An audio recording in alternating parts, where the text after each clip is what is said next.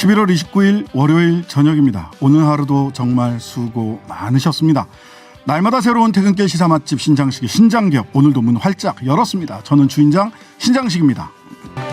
내년 3월 9일 제20대 대통령 선거가 100일 앞으로 다가왔습니다. D-100 더불어민주당 선대위의 강훈식 전략기획위원장 스튜디오로 모시고 앞으로 남은 100일 동안 어떤 전략 선보일지 직접 들어보겠습니다.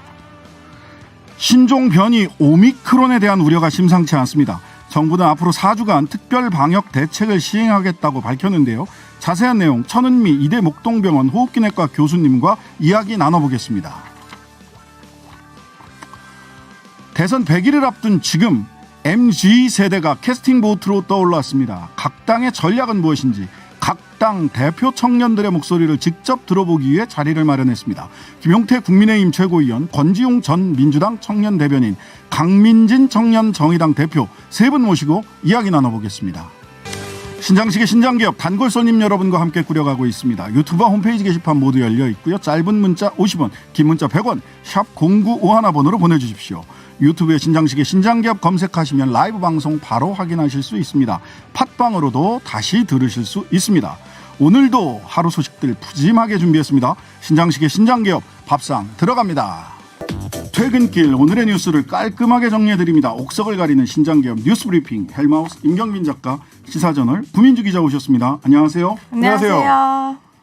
네, 오늘 저는 그 손학규 전 대표가 대선 출마를 하셔서 오늘은 얼마나 큰 사건 사고가 벌어질까 조마조마했습니다. 예, 조마조마했습니다. 기자분들이 제일 조마조마했을 것 같아요. 원래 사실은 손학규 대표가 징크스가 있죠. 이제. 예, 만덕산의 전기라고. 네, 만덕산의 전기를 받아서 손학규 대표가 중요한 발표를 하는 날에는 그걸 덮을 수준의 더 큰 중요한 뉴스가 터진다. 이제 이런 징크스인데 오늘은 그렇게 눈에 띄는 뉴스는 없었던 것 같습니다. 오미크론. 정부 방역 대책. 자, 예상을 했던 거라서 뭐 그렇게 큰 뉴스가 있었나 싶은 생각이 들긴 합니다. 그만큼 이제 손학규 전 대표의 어떤 정치적 영향력이 예전만 못하다 뭐 그런 반증이 아닐까 싶기도 합니다. 그거를 또 그렇게 어쩔 수 없죠. 뭐 저희가 말씀을 드려야 되니까요. 네. 어쨌든 오늘 손학규 전 대표께서 대선 출마를 선언을 해서 제3지대가 심상정, 김동연, 안철수, 손학규까지 네. 4명으로 늘어났다. 이게 어떻게 D-100을 앞두고 대선 전국에 변수가 될지 한번 지켜봐야 될 것 같습니다. 자, 코로나19 새로운 변이 오미크론이 급속도로 확산되고 있습니다. 전 세계가 초긴장 상태인데 현재 상황 좀 정리해 주시죠. 네, 오미크론은 지난 11일 보츠와나에서 처음 발견된 후에 14일 남아프리카 공화국에서 확산되기 시작했습니다. 이어서 26일부터 벨기에, 홍콩, 이스라엘 등에서 잇따라 확인이 됐는데요. 오늘은 캐나다에서도 변이 감염자 2명이 확인이 돼서 격리 중이라는 보도가 나왔습니다. 전 대륙에 더 이상 오미크론의 안전지대는 없는 상황이 된 건데요. 현재까지 오미크론 확진이 확인된 국가는 영국, 독일, 호주, 이스라엘, 오늘 캐나다 등 총 14개국으로 밝혀졌습니다. 프랑스와 브라질에서도 지금 의심 사례가 발생한 상태고요. 아직 오미크론의 전염력이나 치명성에 대해서는 뚜렷하게 파악이 되지 못한 상태입니다. 유럽연합도 전 세계가 지금 시간과의 싸움을 하고 있다면서 백신 제조사들이 이 새 변이에 대해 충분히 이해할 때까지 2, 3주가 필요하니 각별히 조심하라고 당부했습니다. 지금 전 세계 증시에도 충격이 왔었던 게 제일 좀 걱정이 되는 건 불확실성 때문인 것 같습니다. 그렇죠. 이 남아프리카 현지의 의료진들한테서는 아직까지 뭐 중증도나 전파력이 델타 변이처럼 엄청나게 강력하다는 증거는 없다는 얘기도 나오긴 하는데 반면에 지금 이제 확산 속도로 봤을 때는 역시 굉장히 좀 걱정되는 수준이다라는 관측도 있어서 조금 지켜봐야 될 것 같고요. 특히 이제 우리 같은 경우는 일단은 지금 보츠와나나 남아프리카 공화국 비롯해서 그 인접 국가들까지 일단은 외국인 입국 금지 조치를 해놓은 상태인데 문제는 지금 이제 유럽이나 이제 북미까지 퍼지고 있는 상황이기 때문에 다른 국가를 우회해서 들어오는 것까지 과연 얼마나 막아낼 수 있을 것이냐 이게 앞으로 좀 관점이 될 것 같습니다. 네, 우리 정부도 어제부터 남아공 비롯한 인접 국가 8곳에 들어오는 외국인 입국을 금지했고 또 트래블 버블 그 여행 안전 권역 협정 맺은 국가에서 오미크론 발생되면 바로 그 입국을 제한하겠다 이런 네. 방침도 내온 거죠. 네, 이른바 서킷 브레이커를 발동하겠다는 방침인데요. 이 트래블 버블 여행 안전 권역 협정이라는 건 코로나 백신 접종을 완료하고 음성 판정을 받은 사람에 한해서 격리 없이 양국을 오가갈 수 있게 한 여행 정상화 조치를 의미합니다. 현재 우리 정부는 싱가포르와 사이판과 함께 트래블 버블을 적용하고 있는데요. 아직까지 이곳에서는 변이 바이러스가 확인된 바가 없습니다. 코로나 유행 이후에 외국인 입국을 금지하고 제한한 건 지난해 2월 4일부터 8월 10일까지 중국 후베이성을 방문한 외국인 입국을 금지했던 조치 이후에는 처음입니다. 네, 정부가 코로나 위험도 주간 평가했는데 전국 위험도를 매우 높음으로 수도권만 아니라 네. 전국 위험도를 매우 높음으로 평가했어요. 네, 그 전주는 높음이었는데요. 매우 높음으로 한 단계 격상을 했고요. 따라서 단계적 일상 회복을 지금의 1단계에서 2단계로 전환하는 것은 불가능하다고 밝혔습니다. 신규 확진자, 위중증 환자, 사망자 모두 연일 급증하고 오미크론 확산까지 고려한 결정으로 풀이가 되고요. 문재인 대통령도 오늘 청와대에서 코로나19 대응 특별 방역 점검 회의를 주재했는데 여기에서 어렵게 시작한 단계적 일상 회복을 되돌려 과거로 후퇴할 수는 없는 일이라면서 앞으로 4주간 특별 방역 대책을 시행하고자 한다고 밝혔고요. 이 핵심을 3차 접종, 즉 부스터샷 접종을 조기에 완료하는 것이라고 강조했습니다. 오늘 이제 대통령 주재 회의에 나온 결과를 봤을 때는 어쨌든 막을 수 있는 데까지는 한번 막아보겠다는 입장인 네, 것 맞습니다. 같습니다. 만약에 이제 방역 조치를 우리가 되돌리게 되면은 이 자영업자들의 타격이 굉장히 심대할 거는 뭐 명약 관하기 때문에 그걸 최대한 막아보려고 하는 것 같은데 오늘 문재인 대통령도 지적했다시피 지금 제일 좀 걱정이 되는 대목은 학교들이 전면 등교를 하고 있는 상태에서 여전히 청소년들의 그 백신 접종 비율이 지나치게 낮다는 거죠. 네. 그래서 오늘 문재인 대통령도 12세에서 17세 사이에 접종을 조금 끌어올려야 된다는 점을 좀 강조를 했습니다. 그러면서 뭐 미국 같은 경우는 지금 5세에서 12세 아동까지도 접종을 하고 있기 때문에 우리도 좀 더 적극적으로 설득을 해서 학부모들과 학생이 좀 접종에 나설 수 있게 해야 된다는 얘기가 나오는 거고.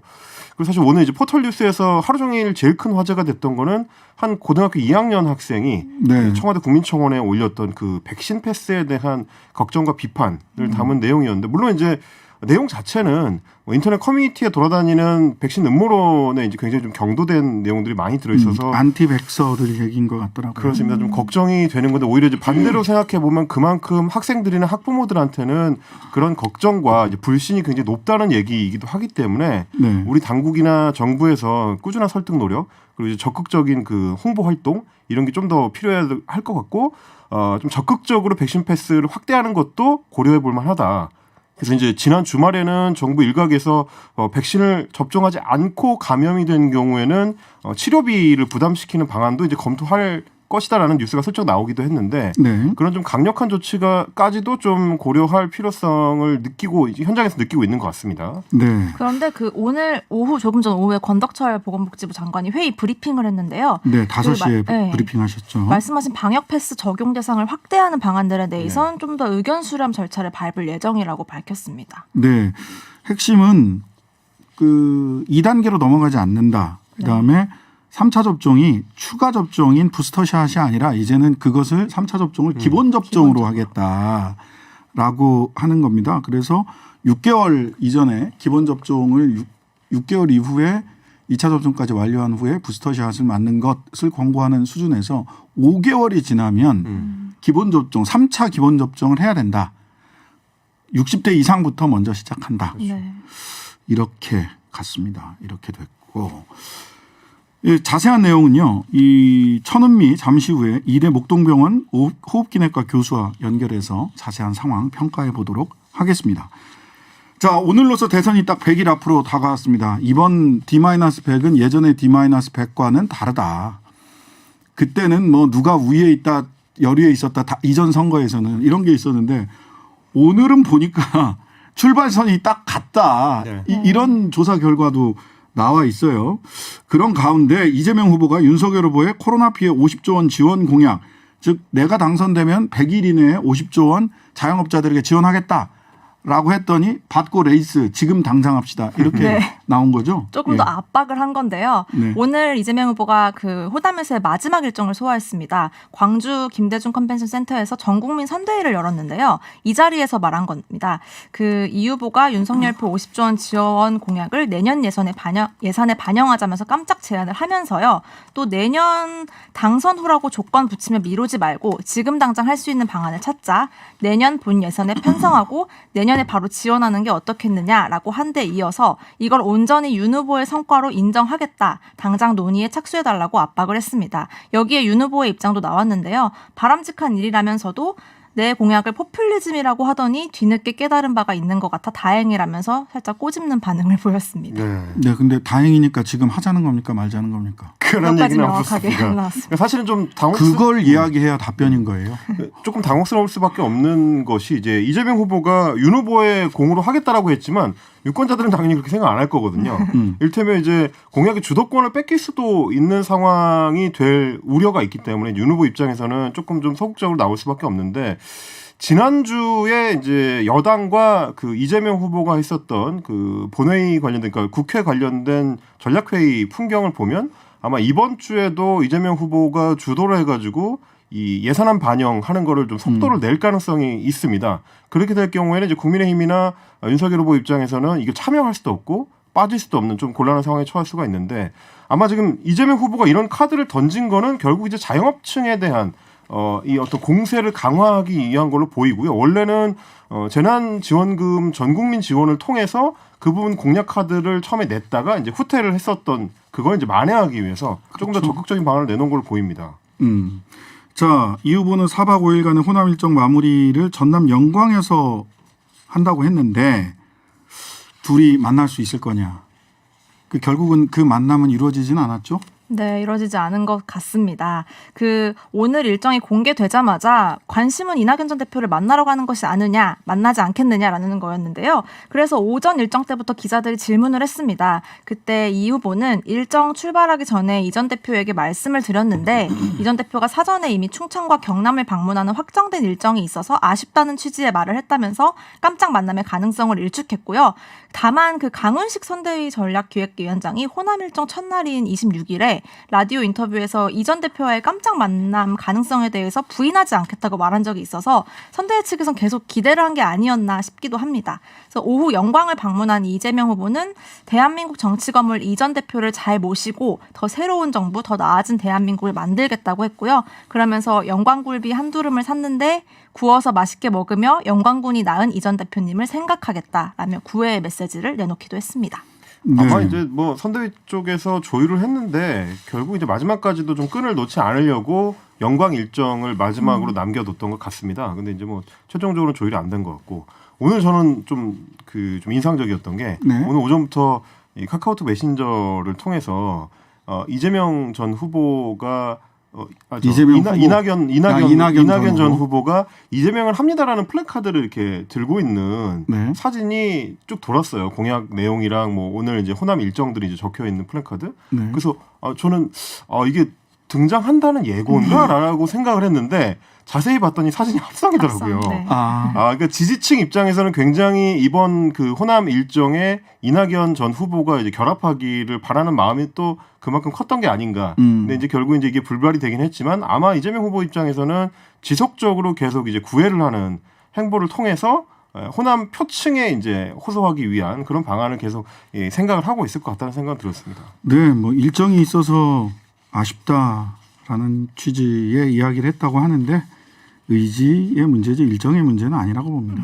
대선 후보 만나러 가는데 일정을 조금 변경해달라고 했을 때 그걸 안 돼. 나랑 먼저 약속했잖아. 이렇게 얘기할 사람은 대한민국에 몇 명 안 됩니다. 아마 김종인 정도는 돼요. 그렇게 할 수 있지 않을까. 사실 이제 전남 영광하고 충청 사이가 이제 미국처럼 먼 거리는 아니니까요. 네, 그렇죠. 자, 윤석열 후보는 선대위 구성 후 첫 일정으로 충청을 찾았습니다. 충청 대망론 이야기를 했네요. 네, 오늘 세종을 시작으로요. 2박 3일간 충청 일정을 시작했는데요. 윤 후보는 자신이 충청의 아들이다. 충청은 고향과 다름없다고 말하면서 충청 지역에서 정권 교체의 신호탄을 쏘는 걸 시작으로 승리의 100일 대장정에 나서겠다고 밝혔습니다. 정확히는 윤 후보가 아니라 윤 후보 부친이 충남 공주 출신이죠. 윤 후보는 지난 7월 대선 출마 선언 직후에도 첫 민생행보 지역으로 대전 현충원 충청원과 카이스트를 방문한 적이 있었습니다. 다만 이 윤 후보가 오늘도 띄운 이 충청 대망론이 더 이상 대선 전략으로는 유효하지 않다는 분석이 많은데요. 충청권 주민들 중에 충청권이 고향이 아닌 외부 지역에서 유입된 인구수가 지난 10년간 증가해 왔다는 데이터도 있고 또 2030 세대에게 지역 소속감이 더 이상 이제 발현되지 않기 때문에 충청 대망론이 이제 정치적인 수사에 불과하다는 지적도 나옵니다. 특히 세종은요. 그 충청도 출신이 극히 충청도에서 제일 적은 그렇죠. 곳이에요. 네, 공무원 유입이 또 워낙 많았었고. 예. 네, 그리고 이제 오늘 아침에 이준석 대표가 여러 방송 인터뷰를 했습니다. 뭐 네. MBC, 뭐 CBS 등등에서 여러 방송 인터뷰를 했는데 거기서 이제 공통적으로 했었던 얘기가 오늘의 윤석열 후보의 충청 일정에 대해서 자기는 사전에 공지받지 못했다. 예, 네. 패싱 논란이 있고요. 네. 장제원 의원에 대한 이야기도 다 얘기가 많이 나왔죠. 그러니까 뭐 저는 어머나 놀라워라. 뭐. 그렇습니다. 어머나. 장제원 소위 이제 실세설에 대해서 네. 일종의 뭐 약간 비꼬는 듯한 투로 그걸 몰랐느냐라는 투로 이제 이야기를 했는데 그런 맥락에서도 그렇고 오늘의 어떤 충청 일정 구상에 대해서는 이준석 대표 입장에서는 그렇게 세련된 일정은 아니었다라고 평가를 하는 것 같았습니다. 뭐 좀 전에 이제 고민주 기자도 짚어주셨지만 충청이 캐스팅 보트라서 이제 일정을 충청으로 잡으면 충청 표심을 어느 정도 좀 끌어올 수 있다라는 구상이 그 좀 이제 낡은 방식의 이제 선거 방송 방식이 아니냐라는 게 이제 이준석 대표의 어떤 평가인 것 같고 네. 앞으로는 아마 이준석 대표가 이제 윤석열 후보의 선거 캠페인에 어느 정도나 결합하느냐 이것도 청년층에서는 굉장히 좀 예의주시하고 있을 수밖에 없는 그런 부분일 것 같습니다. 청년본부는 윤석열 후보가 직접 맡으신다고. 어제 이제 그 청년위원회를 출범시키면서 위원장을 본인이 직접 맡았고요. 그것도 사실 좀 의아한 일인데 오늘 저는 좀 의아했던 게 오늘 선대위 추가 인선을 하면서 네. 청년 보좌역이라는 거를 네. 임명을 했습니다. 근데 청년 보좌역이 뭐냐면 후보와 선대위원장 그리고 총괄 본부장 옆에 80년대생이나 혹은 90년대생의 청년 보좌역을 따로 이제 배치하는 방식이에요. 한 명씩 그 매칭을 시켜서. 네. 그래서 후보의 보좌역은 뭐 80년대생 누구, 선대위원장의 보좌역은 90년대생 누구 이런 식인데 저희끼리 이제 그 소위 이제 비평하는 사람들끼리 그 명단을 딱 보고 처음에 받았던 인상이 이 비선가? 약간 그런 느낌을 주는 거죠. 그래서 청년들을 위한 정치를 한다고 표방하긴 했지만 실제로는 청년들한테 소위 말하는 이제 기성 정치인들의 어떤 보조적 역할, 혹은 지시를 받고 실무를 하는 역할로 좀 한정해서 보는 게 아니냐. 이제 이런 평가를 청년층에서는 받을 수 있을 것 같다. 그런 인상을 저는 받았습니다. 네. 제3지대에선 심상정 정의당 후보가 안철수 국민의당 후보와 활발한 협의를 진행하고 있다고 이렇게 밝혔습니다. 오늘 심상정 후보는요. 안철수 후보에게 양당 체제 종식과 다당제 시대 개막을 위한 공조를 제안했고 협의를 진행 중이다. 그런데 어디서부터 어디까지 협의의 폭을 안철수 후보 쪽에서는 훨씬 더 넓게 지금 보고 있는 것 같고 심 후보 측에서는 굉장히 정책적인 부분 또는 원포인트 연대로 좀 좁혀서 보고 있는 듯한 뉘앙스를 느낄 수가 있었는데요. 요런 앞으로 100일을 앞두고 어떤 정국이 대선 정국이 펼쳐질지 옥석을 가려가면서 내일도 찾아뵙고 이 뉴스를 한번 전해드리는 걸로 하겠습니다. 오늘은 여기까지 할게요. 헬마우스 임경빈 작가, 시사저널 구민주 기자였습니다. 감사합니다. 고맙습니다. 고맙습니다. 네, D-1 오늘이 바로 그날입니다. 대선 D-1인데요. 오늘이 D-100이요. D-1입니다. 100입니다.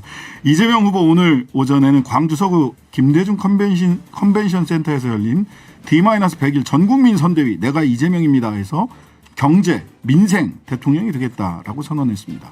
더불어민주당 대선 선거 전략에 키를 주신 분입니다. 전략기획위원장 강훈식 의원 만나보겠습니다. 안녕하세요. 네, 안녕하세요. 네, 가장 후보 곁에 오래 계셨죠, 최근에. 보름 동안 제가 붙어서 정무조정실장을 하다가 네네. 우리 당이 선대위가 쇄신하면서 네. 제가 전략기획위원장 또 전략기획본부장으로 이렇게 자리를 바꿨는데요. 네. 보름 정도 저는 그 전에 그렇게 붙어 있은 적이 전혀 없고 그렇죠. 예. 보름 정도 같이 붙어 있었습니다. 네. 현장에서 느낀 것과 수치로 보는 여론조사 결과가 딱 같은지 잘 모르겠습니다. 한번 그래서 여쭤보겠는데 오늘 네. 수많은 여론조사가 쏟아져 나왔어요. 네, 그래서 네. 뭐 타이를 이룬 여론조사도 있고 네, 조금씩 이렇게 좀 뒤쳐져 있는 뭐 네. 오차범위 내건 뭐 네. 오차범위 바뀌건 여전히 조금 뒤쳐져 있거나 가장 좋은 게 타이를 이룬 거 정도로 보이는데 네. 일단 어떻게 분석하고 계십니까? 여론조사 어떻게 분석하시는지 먼저 말씀해 주시면 일단 좋겠네요. 뭐 전 그렇게 조사가 붙어 있든지 아니면 네. 좀 벌어져 있든지 간에 대부분은 좁혀지고 있다라는 데는 이견이 없는 것 같습니다. 네, 네, 그래서 네. 좁혀지고 있는 것 같고요. 그래서 제가 볼 땐 100일 남은 상황에서 뭐 상대 진영에 대한 평가를 좀 더하면 네. 반 문재인 또 반 정부 네거티브 가짜 뉴스 이런 것에 의존해서 사실은 100일을 이끌 수는 없거든요. 네. 야당의 입장에서. 이제 그렇게 보면 지금 지지율이 많이 좁혀진 것은 결과적으로 뭐 여러 가지 악재들이 저희로서는 있습니다만 네. 또 물론 또 야당 후보도 충분히 잘못된 악재들이 있습니다만 결국은 누가 국정 운영을 잘할 것이냐 쪽으로 기울고 있는 것 아닌가. 네. 그래서 국가를 운영하는 것, 미래에 대한 선택으로 우리 후보가 조금씩 좀 포인트를 조금씩 얻어가고 있는 것 아닌가 이런 생각입니다. 네. 선대위가 이 후보 중심으로 개편됐습니다. 네. 개편에서 이게 가장 중요하다. 선대위 개편에서 네. 뭐라고 말씀해 주시겠습니까? 크게 한마디로 하면 뭐 유능하고 기민하게 변했다. 유능하고 기민하게 변했다. 네, 그러니까 선수랑 상관없이 능력 중심으로 편제한 것 아니냐. 왜냐하면 그 전에는 저희가 원팀을 아무래도 그 경선 이후에 원팀에 집중했거든요. 네. 그러면 이제 당연히 선배 선수들도 배려하고, 그러니까 의원들로 따지면 이제 선배 의원들도 배려하고 뭐 이렇게 네네. 다 배려하다 보니까 아무래도 둔하고 크고 또 변화에는 둔감하고. 네. 이런 선대위가 됐죠. 그래서 멤버드급 선대위라고 좋게 표현하면 이제 그랬는데 네. 이거를 대폭 사실은 또 이 과정에서 당에 보면 당직의 사무총장했던 윤관석 사무총장 뭐 그리고 자리를 다 내놓으셨죠. 예, 그렇습니다. 송갑석 전략기획위원장 다들 업무를 잘 하신 분들인데 그분들이 결단하시고 또 선대위에선 조정식 의원 또 우원식 의원 또 박홍근 의원 이런 비서실장 이런 분들도 사실 당을 위해서 용단하신 거거든요. 무슨 실력이나 능력의 문제가 아니라 네. 그래서 당을 슬림화하게 선대위를 최대한 그러니까 슬림하고 기동성 있고 민감하게 바꾸자. 그리고 그 과정에 초재선 소위 말한 선수를 따지지 않고 가장 좀 이 분야에 잘하는 친구들을 전면에 내세우자. 요게 핵심입니다. 그러면서 워룸 형태로 운영하겠다라고 했는데 네. 이게 전쟁 상황실을 네. 말씀하시는 거죠? 네, 그렇습니다. 어떻게 운영한다는 건가요? 이게 원래는 이제 미국 민주당 캠페인에 있었던 방식이에요. 그래서 네. 사실은 지금은 이미 뭐 우리나라 사회가 이미 좀 그렇게 돼 있는데 예전에는 보고 체계가 있잖아요. 그렇죠. 맨 밑에서 확인하면 그 위에 올리고 피라미드식으로 또 그렇습니다. 그렇게. 피라미드로 쭉 올라가서 마지막에 사령관 또는 네. 뭐 선대위원장이 결정한다면 한두 단계 안에 후보나 사령관이 또 선대위원장이 볼 수 있는 관계 그리고 뭐 전략본부 이게 소위 칸막이를 없애는 거거든요. 주변에. 이쪽 본부에서 무슨 일 하는지 저쪽 본부가 모르고 네. 또 저쪽 본부가 무슨 일 하는데 이쪽이 모르고 이런 상황이 아니라 적극적으로 개진하고 의사소통하고 바로 의사결정하면 한두 단계 안에 후보나 선대위원장이 확인하고 바로 이제 저희가 진행하는. 전략기획위원장님 역할이 엄청나게 중요할 텐데요. 이러면 네. 말하자면 좋게 해결하면 네. 한 번에 그냥 네. 원샷 원킬로 해결하지만 나쁜 상황으로 가면 정신없고 갈피를 못 잡는 상황이 될 수도 있는 거 아닙니까? 전쟁 지휘실이 그런 데죠. 예, 그리고 그러니까요. 이제 선거는 정치랑 달라서 사실상 뭐 총 쏘지 않는 전쟁과 다름이 없으니까요. 그렇게 예. 운영하면서 새로운 또 선거 캠페인의 모양을 만들어 보고 싶은 생각입니다. 네. 자, 사실 며칠 전 광주 전남 호남 일정 시작하면서 우리 강 의원님께서 이낙연 전 후보님, 전 대표님과의 만남이 있을 수도 있다라는 뉘앙스로 전혀 그렇지 않고 제가 깜짝 있을 수 있다. 정확하게 워딩은 예. 이낙연 총리님과 후보의 일정은 다르더라. 그래서 네. 그거는 없다. 깜짝 그건 없을 텐데 또 다른 방식의 어떤 것들이 있지 않을까요? 제가 이렇게 이야기를 해서 네. 그게 이제 많은 분들이 취재를 했었죠. 결과적으로는. 네. 근데 어쨌든 뭐 아까도 저희들이 브리핑하면서 얘기를 했는데 대선 후보와의 일정을 다른 일정이 있어서 맞추지 못한다라는 아닙니다. 건 의지의 문제 아니냐. 네, 아닙니다. 그러니까 그런 게 오해가 생기면 안 되는데 네네. 이낙연 총리님은 아예 다른 곳에 일정이 있으셨어요. 그래서 후보와의 일정은 만남이 아예 없었던 거고 네네. 제가 그때 워딩을 봐도 그거는 딱 그렇게 정리돼 있습니다. 근데 네. 다만 뭐 다른 쪽에서 다른 어떤 방식으로의 협력하는 모습이 있을 수도 있는 것 아닌가라는 시도가 있었는데 시도는 어쨌든 잘 되지 않았습니다. 네. 다른 시도는 있었으나 잘 되진 않았다. 네. 어쨌든 잘 되지 않았다는 게 국민들이 보시기에는. 근데 그렇게 보실 거기 이전에 이낙연 총리님 마음으로 그러니까 지금 어쨌든 전국을 다니면서 네. 그런 마음을 더해주고 계셔서요. 뭐 이게 네. 무슨 저희 안에 다른 이견이 있거나 이런 거는 좀 아니라는 말씀 꼭 드리고 싶습니다. 네. 이 선대위 구성되면서 사실 뭐 윤관석 사무총장이라든지 이런 분들이 다 자리를 내려놓으셨어요. 네. 그리고 청년들이나 이게 많은 분들이 보시기에 민주당이 180석 가까운 뭐 정확한 의석수는 180은 아니지만 대체로 뭐 180석의 공룡 기득권 집단 아니냐, 기득권화된 거 아니냐라는 비판을 받고 있습니다, 사실. 네. 예. 뭐 인정. 네, 네. 그리고 뭐 그런 예. 비판들에 대해서 저희가 겸허하게 받아들이기 때문에 이번에 네. 선대위의 그 많은 좋은 아까 제가 말씀드린 네. 업무를 정말 못해서가 아니라 정말 훌륭한 선배들이 네. 자리를 내려놓고 오로지 선당우사의 마음으로 결단한 것이고요. 네. 그래서 그 결과 우리가 기민하고 또 유능하고 민감한 그런 선대위를 만들려고 노력하고 있습니다. 그런데 이게 봤을 때 네. 소위 그 집단 안에서도 주류 세력이 있기 마련이고 주류 세력 날 보고 왜 주류라고 하지? 이렇게 생각할 수도 있겠지만 국민들이 봤을 때는 소위 민주당은 586이 주류 아니냐. 그들이 가지고 있는 기득권을 내려놔야 진짜 뭔가를 내려놓는 것처럼 선대위 직책 내려놓은 게 기득권을 내려놓은 거라고 볼 수 있느냐. 이렇게 비판할 수도 있을 것 같습니다. 뭐 지금 그런 것에 대해서 볼 건 아닌 것 같고 네. 다들 역할들이 다 있고 뭐 세대에 대한 기득권 저는 오히려 반문하고 싶으면 네네. 우리가 국정농단으로 박근혜 정부를 내려놓고 네. 이제 사실은 국민의힘의 국회의원들이 당선되셨잖아요. 네. 근데 국정농단 때 핵심적인 역할을 했던 분들 중에서 그거 내려놔라고 말하는 사람들은 아무도 없습니다. 네. 오히려 제가 되묻고 싶은 것은 네. 우리 당 이전에 국정농단을 하고 박근혜 대통령 감옥 가 있는데 왜 그때 국회의원하고 정말 오른팔 왼팔 하시던 분들은 지금 공천받아서 국회의원을 잘하고 있는 것에 대해서 우리는 왜 내려놓으라고 하지 않는가. 심지어 캠프에서도 적적한 큰 역할을 하신 분들 굉장히 많거든요. 네. 그래서 저희보다는 이제 그쪽인 것 같고 저희는 오히려 국민들은 그렇게 안 볼 것 같은데 양쪽 다 똑같다가 볼 것 같아요. 물론 그럴 수도 있어요. 있죠. 물론 예. 그럴 수도 있지만 적어도 선거 캠프 선대위와 관련해서는 아마 저희는 그런 입장이 맞을 거고요. 이번 네. 선대위 자체가 제가 386이 아니에요. 네. 그러니까 386 좀 물러나라고 하세요. 우리 강원식 의원님이. 제가 전략기획위원장인데요. 그러니까 이미 주도적인 흐름은 다음 세대로 내려왔다 이렇게 보시면 될 것 같습니다. 이미 네. 내려왔다. 네. 강훈식 의원님이 조금 더 화이팅 하셔야 될 것 같습니다. 열심히 하겠습니다. 예, 국민 여러분들은 그렇게만 보지는 않을 것 같습니다. 강훈식 의원님 혼자만 두고는. 예.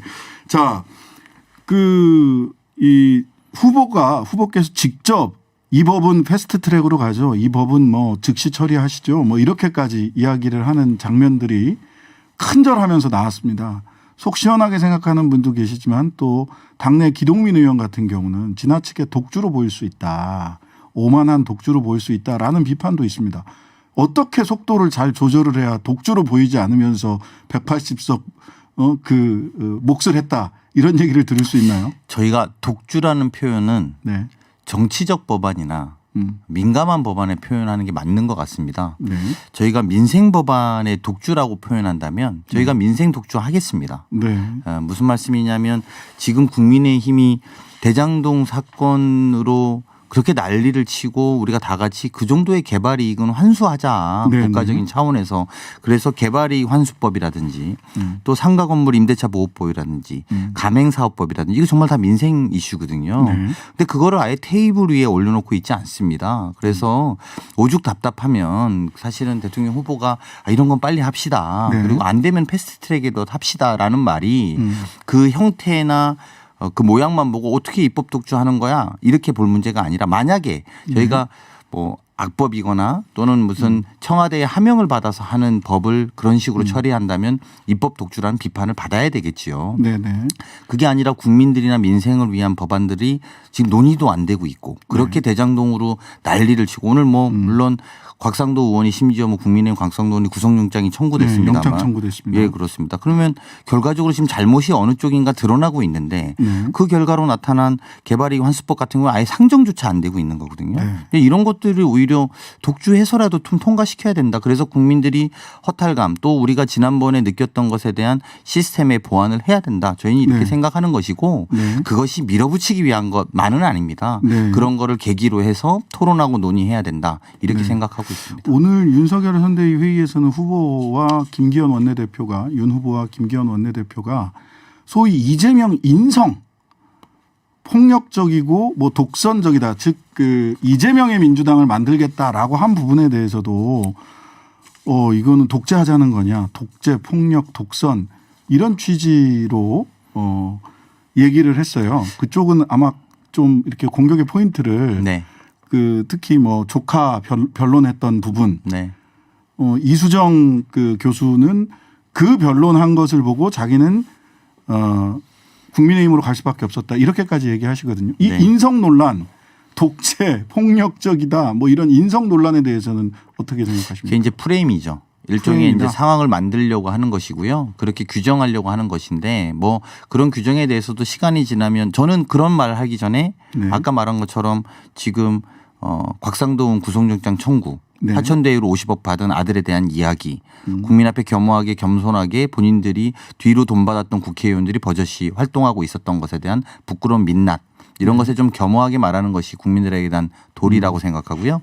그리고 뭐 그렇게 한다고 해서 저는 뭐 100번 양보해서 정치적 공격으로 그런 주장을 한다고 하더라도 그거 지금 아까 우리가 초반에 이야기한 것처럼 여론조사가 좁혀지고 있는 이야기들은 네네. 계속된 그런 공격들이 진실이 드러나기 시작했고 사실이 아닌 것들이 드러나면서 아 저런 것만으로 저런 세력들에게 우리 5년의 미래를 맡길 수 없다라고 국민들이 동시에 확인하고 있다. 그래서 결국은 누가 국정 운영을 누구에게 맡길 것이냐라는 판단의 시점으로 다가오면 다가올수록 그런 이야기는 그냥 이미지 프레임을 만들기 위한 것이고 실천적 과제와 실력에 대해서는 저희 쪽으로밖에 관심을 가질 수 없는 것 아닌가라고 생각합니다. 네. 그 D-100일에 발목을 잡는 현안들이 한 3가지 정도 있는 것 같습니다. 대장동 관련해서 여전히 뭐 특검과 특검이 필요하지 않냐라는 얘기가 나올 정도로 대장동 관련된 얘기가 있는데 이거는 특검 그러면은 실제로 추진이 됩니까? 네, 저희가 하자고 했지 않습니까? 네, 네. 우리 후보가. 근데 네. 사실은 처음에는 검찰 수사에 방해가 될까 봐 네. 저희 당이 검찰 수사 이후에 특검하자 이렇게 이야기했는데 네. 어느 정도 검찰 특검이 끝나고 저희가 재밌는 것은 그 대장동 특검하자. 네. 거기에다가 저축은행 대출비리 사기까지도 다 하자. 이렇게 말했더니 아 그거는 못하겠다. 지금 이런 거 아니겠습니까? 저희는 오히려 이것과 관련된 모든 의혹들 이런 비슷한 형태에 관련해서 솔직히 야당의 대통령 후보가 관련돼 있든 네. 여당의 대통령 후보가 관련돼 있다라고 보여지든 이런 것에 대해서 다 특검하는 것이 국민에 대한 도리고요. 네. 또 당연히 그렇게 밝혀야 된다고 생각합니다. 네. 사실 박영수 전 특검 혐의를 특정하기 위해서는 부산저축은행 건을 안 볼 수가 없는 맞습니다. 구조로 되어 있긴 합니다. 네. 자, 변호사비 대납 녹취가 나왔는데 또 그거는 조작이었다라고 하는 또 그 녹취 당사자의 진술서가 나오기도 해서 이거 어떻게 되는 겁니까? 아니 근데 너무 그런 지금 막 이미지 조작 네네. 야당이 너무 거기에 집중하고 있어요. 네. 우리 대통령 선거라는 건 미래의 5년을 누구에게 또 어떤 세력에게 맡길 것이냐는 것인데 지난번에 조폭 돈다발부터 시작해서 네. 이제는 수요일 날 고발장 내겠답니다. 박철민 씨가. 예. 네, 뭐 그거는 또 확인해 보면 되니까요. 네, 저희가 네. 이런 걸로 너무 소모적으로 선정적이고 소모적이고 조폭 또는 뭐 독재 막 이런 표현을 써가면서 이미지를 입히지만 사실 100일이나 남은 기간은 굉장히 길거든요. 네네. 그 기간 안에 진실들이 다 나올 겁니다. 진실이 나올 누구나 거짓말할 수는 있지만 그 거짓말에 대한 진실의 대가는 저는 국민들이 심판할 거라고 생각합니다. 자, 그 2030 특히 여성들한테 지지가 그렇게 높지 않습니다. 그런 가운데 소위 이수정 교수도 그런 얘기를 했는데 조카 살인사건 변호했던 이력과 관련해서 데이트 폭력 중범죄라고만 좀 모호하게 좀 내지는 조금 약화시켜서 사건의 본질을 이건 살인사건인데 소위 교제살인이라고 정확하게 표현하지 않고 좀 두루뭉술하게 표현을 한 것 아니냐. 이걸 두고 이제 이수정 교수는 내가 도저히 그쪽에 갈 수 없는 이유다라고까지 얘기를 하셨어요. 이 부분은 조금 더 처음부터 명확하게 얘기를 하는 게 좋지 않았을까요? 그게 사실은 그 부분에 대해서 후보가 2번, 3번 그래서 또 사과를 하시기도 했는데요. 네. 제가 그냥 요 대목은 후보의 페이스북에 나온 최근의 말씀을 그대로 옮겨볼까 합니다. 네. 데이트 폭력이라는 말로 사건을 감추려는 의도는 조금도 없습니다. 흉악 범죄로 인한 고통의 크기가 헤아릴 수 없음을 잘 알고 있습니다.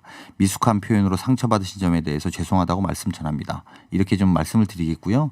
뭐 그런 표현에 대한 잘못에 대해서 이미 후보도 사과했고 네. 또 지금 돌이켜보면 그게 아무리 가족의 문제라 하고 또 아무리 본인이 변호사였다 하더라도 그런 부분에 대해서 스스로 자성하는 측면이 충분히 있는 만큼 이 문제도 국민들에게 진솔하게 계속 사과하고 반성하는 것이 네. 저희들에게 옳은 자세라고 생각합니다. 예, 그러니까 처음부터 그렇게 하셨어야 되지 않나 하는 네. 이 20대 여성 청년, 저희 딸도 20대 초반 여성인데요. 네. 이재명 후보가 그 전에 요거는 이제 뭐 돌발 질문 같은 것일 수도 네. 있는데. 오늘 다 돌발이신데요. 네, 아이 뭐 그래도 원고에 있는 대로 대충 했습니다. 대체로 뭐냐면 JTBC 인터뷰에서 네. 청년들이 매우 힘들다 어떻게 해야 되느냐라고 했더니 우리 청년들 많이 힘들다. 취직도 힘들고 여자 사람 친구와 경쟁도 해야 되고라고 이야기한 게. 그 소위 여자 사람 친구들은 아 그럼 나는 청년의 기본값이 아니네. 청년은 남성 청년만 이재명 후보는 생각하는 건가? 근데 이게 사소한 것 같은데 이게 20대 여성 청년들 사이에 그 짤이 굉장히 많이 돌았더라고요. 이 20대 여성 청년들 마음을 어떻게 얻으실 생각이십니까? 뭐 근데 근본적으로는 그 제가 볼 때는 후보는 그 대한민국 전체에 아직도 페미니즘이 더 필요하다고 생각합니다. 필요하다. 다만 20대 남성들의 이야기에 대해서 우리가 귀 기울여 듣다는 입장도 갖고 있습니다. 네네. 그 친구들의 입장에서는 또 기존의 우리나라 구조적인 문제와는 별도로 네. 그 20대 남성의 목소리를 좀 귀 기울여 들을 필요는 있겠다라는 지점에 강조하고 싶은 것이지 지금 뭐 페미니즘이 필요 없다거나 또 그런 게 구조적인 문제가 있다거나 있지 않다거나 생각하지 않는다는 점 말씀드리겠습니다. 네. 자, 돌발 질문도 있었습니다만 대체로 원고에 충실하게. 네. 예, 3862 아니신 우리 강훈식 전략기획위원장님과 이야기 나눠봤습니다. 예, 감사합니다. 네, 고맙습니다. 네. 코로나19 새 변이인 오미크론 공포가 전 세계를 덮치고 있습니다. 정부는 오늘 오후 특별 방역 강화 방안을 발표했습니다. 이대 목동병원 호흡기내과 천은미 교수님 연결돼서 이야기 들어보도록 하겠습니다. 안녕하세요. 네, 안녕하십니까. 네, 일단 먼저 오늘 아까 오후 5시에 발표가 됐는데요. 특별 방역 점검회의 발표 내용 어떻게 보셨습니까? 네, 특별 방역 대책의 주 내용은 우선 확진자가 늘고 있기 때문에 재택 치료를 기본 방침으로 한다. 그리고 재택 치료에서 좀 위급하거나 문제가 있는 분들은 이제 병상 입원을 할 수 있다는 그런 것이 골자가 되겠고요. 네. 그리고 백신 패스에 대해서도 조금 논의가 됐던 것 같습니다. 그래서 지금 사실은 조금 걱정이 되는 거는 재택 치료를 하시게 되면 대상자 자체가 선정이 안 돼 있고 대부분의 환자를 재택을 하시겠다는 건데 네. 그렇게 되면 아파트 내 N차 감염의 위험이 있기 때문에 주민들에 대한 동의가 필요할 것 같고요. 네. 중환자를 줄이기 위해서는 생활치료시설이나 외래진료센터에서 항체치료제를 주신다고 하는데 이게 예약제라든지 의료진 지원이나 이런 것이 되어 있는지도 지금 조금 걱정이 되는 부분이라고 생각합니다. 그러니까 오늘 대책에는 후속 대책이 보다 더 좀 튼튼하게 있지 않다면 여러 가지 우려할 점이 있다라는 말씀으로 들리네요. 네, 맞습니다. 우선 그 대상자 자체를 누가 재택을 할 건지, 누가 생활치료시설에 누가 병상 입원할 건지에 대한 구체적인 것이 없고 원칙적으로 재택치료라고 하셨기 때문에 사실 치료를 하는 건 아니거든요. 집에서는 관찰대기를 하는 것이기 때문에 네. 그 상태에서 악화가 됐을 때 어느 지점에서 응급 이송이 가능한지 어느 병원으로 가능한지 그런 것에 대한 것도 국민들이 아마 걱정이 많이 되실 거기 때문에 정확한 대상자 선정과 더불어서 그분들이 바로 병원 이송에 치료가 되는지 지금 사실 수도권 현장에서는 의료 현장이 굉장히 심각합니다. 확진자가 늘면서 응급실에 오신 분들이 코로나로 진단이 됐는데 격리실에서 나가지를 못하고 병상이 없어 입원을 못하니까 병원에 오는 비코로나 환자들이 검사를 할 수 없어서 입원을 못하는 네. 이런 악순환이 반복되고 있다는 상황입니다. 네, 지금 의료 체계가 굉장히 그 과부하가 그 과부하의 조짐들 실질적으로 또 이미 과부하가 걸려 있는 부분들도 눈에 띄는 것 같습니다. 오늘 발표 내용 중에 3차 접종은 부스터샷이 아니라 이제는 기본 접종이다. 필수 접종이다라고 얘기를 하는 부분이 있었는데요. 전 국민을 대상으로 해서 이것을 3차 접종을 기본 접종으로 필수 접종으로 하는 이런 방안인가요? 네, 그렇습니다. 지금 50대 이상은 추가 접종 그 계획이 나왔었는데요. 지금 18세에서 49세도 5개월 이내로 추가 접종이 가능하고 12월 2일부터 예약을 해서 12월 4일부터 접종을 하겠다는 겁니다. 네네. 그런데 사실 이 연령대는 2차 접종이 끝난 지가 얼마 되지 않고 지금 일부에서는 지금 1차 접종을 하시는 분도 계시기 때문에 네. 사실은 예약을 하더라도 내년이 넘어가시게 되죠. 그러면 추가 접종으로 인해서 우리가 이 코로나 위기 확진자를 감소시킬 수 있기는 상당히 시간이 필요하기 때문에 큰 네. 효과가 없지 않을까 좀 그런 걱정이 되고 있습니다. 네, 걱정되는 부분들이 또 추가적인 조치들이 따라와야 되는 것 같습니다. 많은 부분들이 걱정하면서도 이게 정답이 뭔지 고민하는 부분들이 10대 청소년들의 접종 부분입니다. 이 10대 청소년들 접종률이나 아니면 접종 예약률이 굉장히 낮은데요. 특히 12세에서 16세 이쪽이 굉장히 낮은 것으로 나오는데 그래도 백신 패스를 도입하지는 않았습니다. 청소년 백신 패스를 도입한다라는 것도 검토가 됐던 것으로 보이는데 10대 청소년들도 지금 접종 속도를 높여야 되는 상황인 것이죠. 아무래도 이제 청소년들이 가정이나 지역사회에 확진자가 늘면서 감염이 돼서 학교를 오게 되는데요. 그 학교에서도 감염이 되겠죠. 그래서 확진자가 성인보다 더 많이 지금 발생하고 있습니다. 네. 다만 해외에도 그렇고 국내에도 그렇고 이 어린 청소년들은 접종에 대한 부담감이 높기 때문에 단기, 장기 부작용에 대해서 또 부모님들이 걱정을 하고 있어서 좀 쉽게 그 예방 접종률이 올라가지 않고 있습니다. 그렇기 때문에 이런 경우는 뭐 예방접종을 독려할 수 있는 그런 필요한 사유에 대해서 설득이 필요할 것이고 또 지역사회 부모님이나 교사분들이 좀 더 방역을 잘 지켜서 학생들 감염을 막는 것이 필요하다고 생각합니다. 청소년들의 경우 중증화율은 사실 뭐 고령자에 비해서는 비교할 수 없을 정도로 낮은 상황이긴 하죠.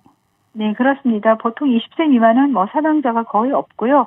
해외도 거의 마찬가지입니다. 확진자가 많다 보면 그중에 면역이 아주 떨어지는 일부에서는 중증이 갈 수 있지만 그것보다는 부작용에 대한 우려가 지금은 사실 더 좀 많다고 생각합니다.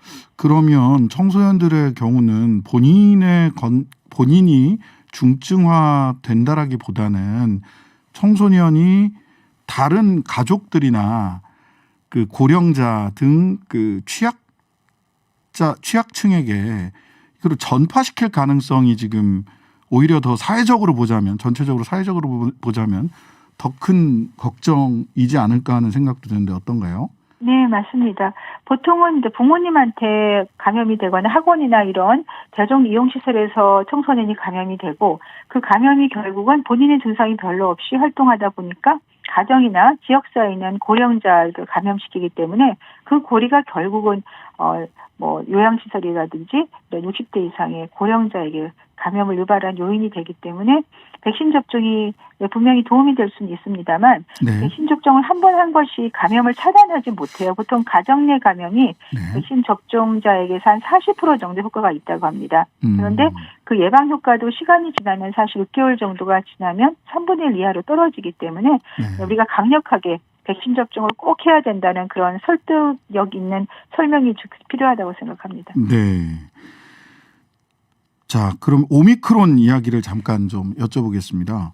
이게 어떤 바이러스인지 아직 불확실하다. 얼마나 전파력이 있고 얼마나 치명률이 높은지. 실은 또 뭐 치명률이 높다면 전파력은 떨어질 테고 전파력이 높으면 치명률은 좀 아래로 내려가는 관계이긴 할 텐데 지금 확인된 상황은 어떤 게 있습니까? 오미크론이 어떤 바이러스인지. 네, 오미크론은 아직까지 말씀하신 대로 전파력이나 중증도가 확실히 나온 건 없습니다. 다만 전파력이 높았던 델타에 비해서 스파이크 단백질의 변이가 2배 이상, 32개의 변이가 있기 때문에 네. 우리가 예상하건대 분명히 세포의 결합력이 높기 때문에 전파력이 더 높을 것이고 또 이 스파이크 단백질의 변이가 더 많기 때문에 기존의 백신이 잘 결합이 안 돼서 백신 회피가 될 거다. 그래서 재감염 사례가 증가할 거란 예측을 할 수가 있고요. 지금 남아공에서 확진자가 급속히 증가하는 것도 오미크론의 영향이 아닐까 하는 그런 추측을 하고 있습니다. 네. 또한 지금 확진된 지 얼마 안 됐지만 이미 유럽이나 아시아, 중동, 북미까지 전파가 되고 있는 상황이기 때문에 사실 우리나라도 여기에 대해서 경계심을 가지지 않을 수가 없습니다. 예, 국내 유입 차단을 위해서 우리가 특별히 주의해야 될 부분이 있나요? 바이러스는 해외에서 유입에 돼서 들어오기 때문에 지금 이스라엘이나 일본 같은 경우는 완전히 문을 닫아버렸고요. 네. 영국 같은 경우도 입국하시는 분은 모두 자가격리를 해야 됩니다. 그 정도로 이제 전파를 막기 위해서는 격리가 가장 중요하기 때문에 네. 국내에서는 이제 아프리카 8개국에서는 입국 제한을 했지만 이미 들어온 분들에 대해서 좀 더 저는 레트로그레이드하게 어떤 역학조사를 통해서 확인을 하고 또 입국하시는 분들에 대해서는 최소한 자가격리를 통해서 감염될 수 있는 기간을 차단하는 것이 필요할 것 같습니다. 네, 철저히 격리하는 것, 차단하는 것이 중요하다. PCR 검사로는 현재의 PCR 검사로도 찾을 수는 있는 거죠? 국내 PCR 검사는 아직까지는 4가지 변이 외에는 이 오미크론은 찾을 수 없기 때문에 네. 정부에서는 한 달 이내로 개발을 해서 보급을 하겠다고 말씀하셨습니다. 네. 잘 찾아낼 수 있는 PCR 검사 방법도 지금 필요한 상황입니다. 예. 지금까지 이대 목동병원 호흡기내과 천은미 교수님이었습니다. 감사합니다. 알파, 베타, 감마, 델타, 엡실론, 제타, 에타, 세타, 요타, 카파, 람다, 뮤, 누, 크사이, 오미크론, 파이, 로, 시그마, 타우, 윕실론, 파이, 카이, 푸사이, 오메가, 그리스 알파벳입니다. 세계보건기구는 코로나 변이 바이러스가 발생하면 그리스 알파벳 순서대로 명칭을 정했습니다. 15번째 문자인 오미크론은 영어의 작은 O, 오메가는 큰 O라고 합니다. 뮤, 누, 크사이는 건너뛰었으니 오미크론은 12번째 변입니다. 확진자가 늘어나고 검사소 대기줄이 길어지고 있습니다. 하지만 우리는 알고 있습니다. 오미크론이 아니라 오메가가 온다고 하더라도 과장하지도 얕잡아 보지도 말아야 한다는 사실을. 결국 한 사람 한 사람이 마스크, 손 씻기, 거리 두기, 실내 환기, 인구 밀집 지역 회피, 백신 접종 등 입증된 공중보건 사회적 조치를 지켜야 코로나와 함께 살기도 극복하기도 가능하다는 사실을. 그러나 개인의 실천만으로는 충분치 않습니다. 몸살을 앓을 때면 가장 약한 부위가 먼저 많이 아프기 마련입니다. 세계 최고의 경제 성장률이라는 숫자가 가리고 있는 영세자영업자, 비정규직, 계약직 노동자들, 빈곤선에 허덕이고 있는 노인들의 삶. 우리 사회의 가장 약한 부위가 가장 많이 아파하고 있습니다. 오미크론이 아니라 오메가 변이를 극복한다 한들 이미 생계를 그리고 삶을 포기당한 사람들에게 무슨 의미가 있겠습니까? 왜 우리는 여전히 기업에 지원하는 돈은 투자라고 하면서 가난한 동료 시민들에게 지출하는 돈은 비용이라고 하는가? 지금 당장 사회적 약자들, 가난한 이들에게 더 많이 지원해야 합니다. 그 겨울 우리가 촛불을 들었던 이유는 거기에 있지 않습니까? 그래야 나라다. 신장식의 오늘이었습니다. 네, 오늘로 대선이 꼭 100일 남았습니다. 정치권의 최대 하드는 2030. 20과 30을 같이 묶을 수 있는지도 의문이긴 합니다만 MG세대라고 하는 청년들입니다. 내년 대선 승패를 가를 캐스팅 보터다. 각종 공약, 소통, 누가 그 마음을 얻을지 궁금해집니다. 현장 청년의 목소리, 각 당에서는 어떻게 파악하고 있는지 각 당의 대표 청년들을 모시고 이야기 나눠보도록 하겠습니다.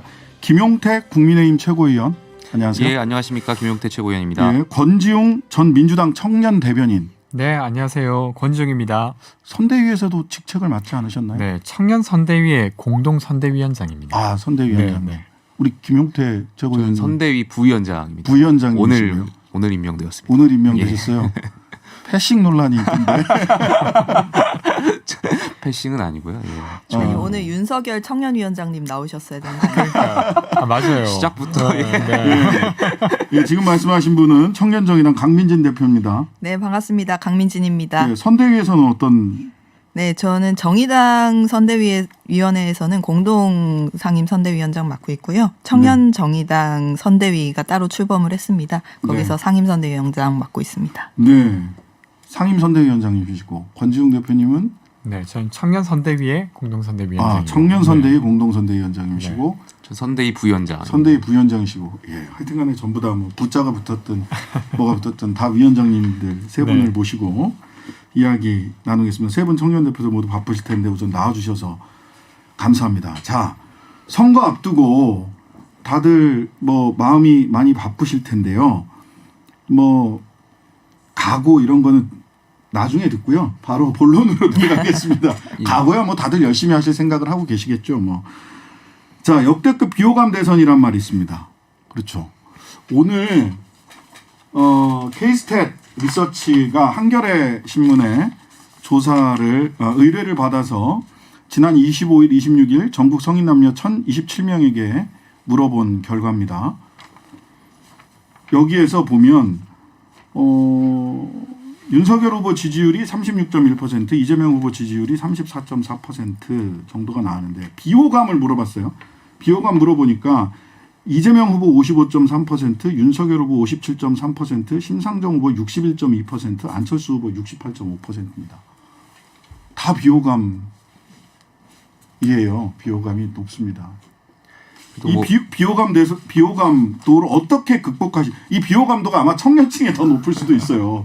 이 비호감 어떻게 극복하실 건지 우리 김용태 최고위원부터 말씀해 그래도 주시네요. 뭐 지금 말씀하신 여론조사 말고 최근에 여론조사를 보면 저희 후보께서 민주당 후보보다는 호감도가 훨씬 더 상대적으로 높습니다.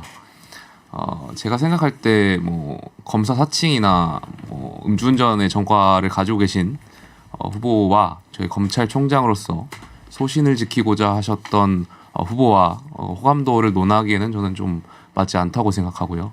물론 국민들께서 보시기에 저희 후보가 가지고 있는 어떤 부족한 부분이 있을 수 있다고 생각됩니다. 그 부분은 저희도 심각하게 많이 준비하고 또 국민들께 더 솔직하고 정직하게 채워나갈 수 있도록 하겠습니다. 네, 권지웅.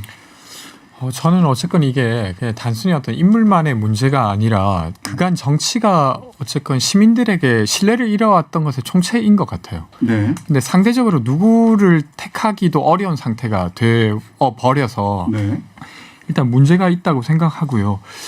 저는 그 어쨌든 신뢰를 회복하는 과정으로서의 대선을 만들어야 되는데 그러려면 시민들이 구체적으로 어려워하고 있다는 것부터 시작해야 될 것 같습니다. 그러니까 네. 좋은 말이 아니라 어떤 삶의 어떤 장면부터 시작해야 되는 것이죠. 그러니까 저는 이 문제만으로 모든 문제를 해결할 수는 없지만 좀 예로 들면 최근에 신혼부부 연합회라고 하는 곳이 이번 연도 7월에 만들어졌습니다. 네. 그들이 코로나 상황에서 그 혼례를 치르기 위해서 좀 어려움이 있었는데 그게 방역 지침에 잘 반영되지 않았죠.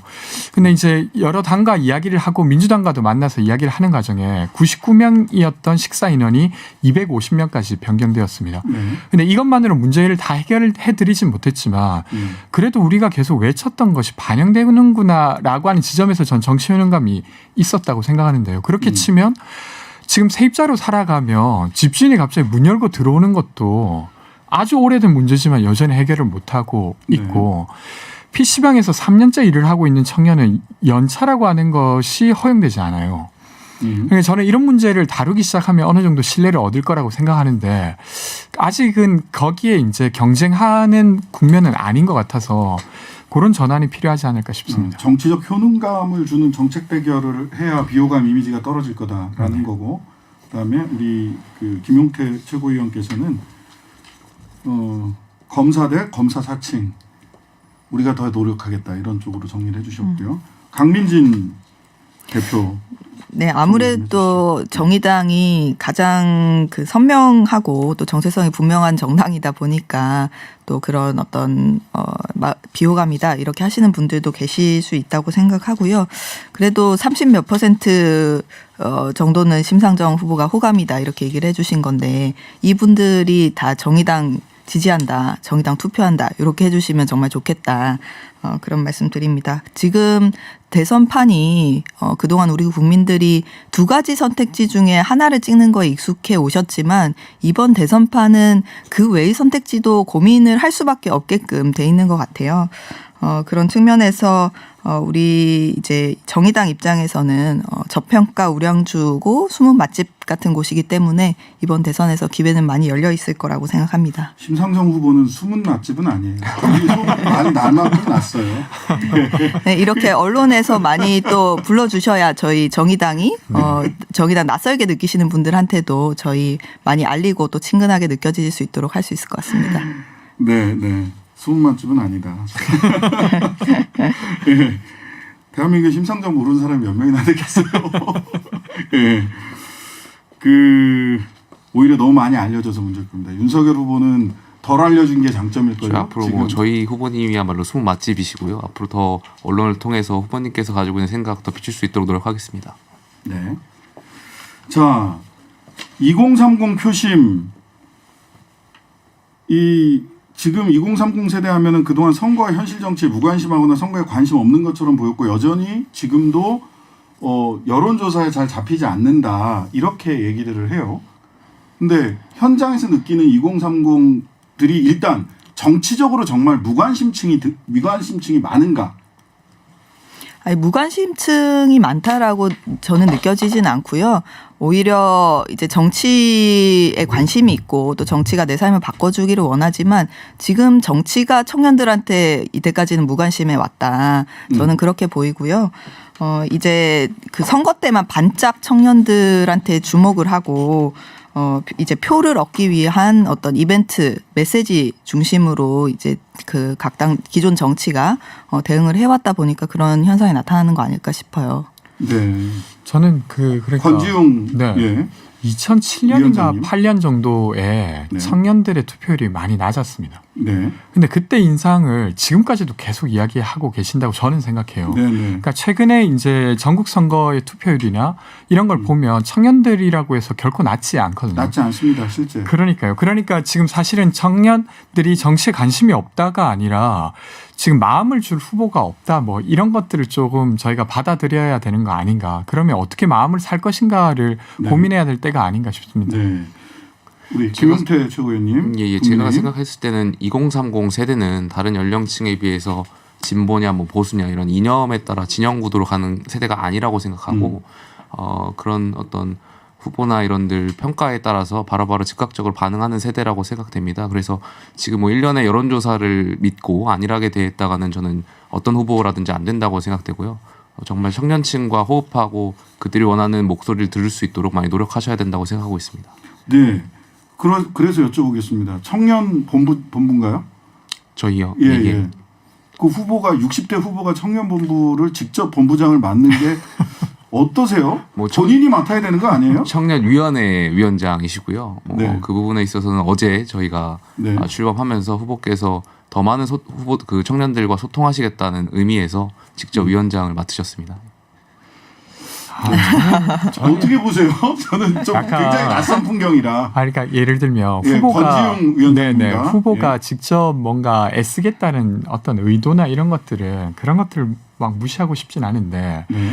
근데 예를 들면 지금 청년 정책이 없어서 문제가 아니라 네. 적절한 청년 정책이 없어서 문제이거든요. 근데 이제 윤석열 후보가 120시간 노동부터 시작해서 뭐 손발 노동은 아프리카에서나 하는 거 그리고 뭐 페미니즘이 뭐 건전한 교제를 해친다 뭐 이런 식의 입장을 가진 사람이 네. 이제까지 청년 정책을 해왔기 때문에 문제입니다. 네. 그러니까 2004년부터 지금 청년 정책이라고 하는 게 정부에 만들어진 지도 벌써 17년이 지났어요. 네. 근데 그 관점 아직 아주 기성세대적 관점으로 청년 정책을 해오니까 문제였는데 그거에 또 자장을 맡으신다고 하니 좀 약간 그 의지랑 상관없이 좀 안타깝다. 네, 이렇게 보입니다. 그러니까 뭐 후보가 네. 저 잠깐 네, 말씀드리면 김용태 예, 후보가 가지고 위원장님. 후보께서 가지고 있는 생각이 100%다 옳다고는 생각하지 않습니다. 뭐 부족한 부분도 있고 잘못 네. 생각하시는 부분도 있는데 위원장을 맡으시면서 본인이 생각했던 것이 잘못된 게 있다면 청년들과 소통을 통해서 바꿔나가시는 부분이 중요하고요. 저희 2030 세대도 바로 그런 지점을 원하는 것이거든요.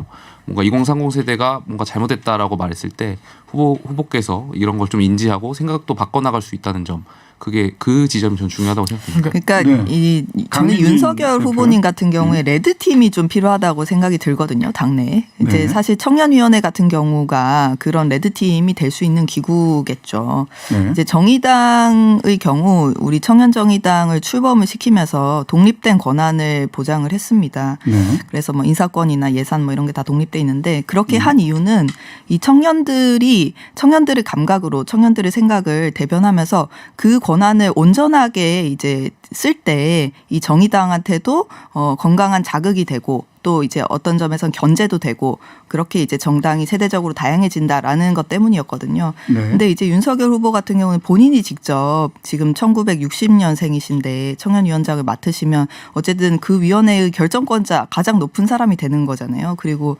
이제 다른 청년들은 그 위원장을 모시는 그런 입장이 되는 거여서 저는 그게 과연 좋은 선택이었을까 뭐 의문입니다. 농촌에 가면은 한 60대가 청년 회장이긴 합니다. 네. 그 네. 권지웅 위원장님한테는 네. 한 가지 아까 뭐 이미 뭐 윤석열 후보 캠프 관련해서 말씀을 하셨으니까 어제 그 이재명 후보가 광주에서 선대위 발족을 하면서 네네. 만 18세 청년부터 해서 네. 20, 30대로 쭉 선대위를 네. 구성을 했어요. 광주 국민선대위. 네.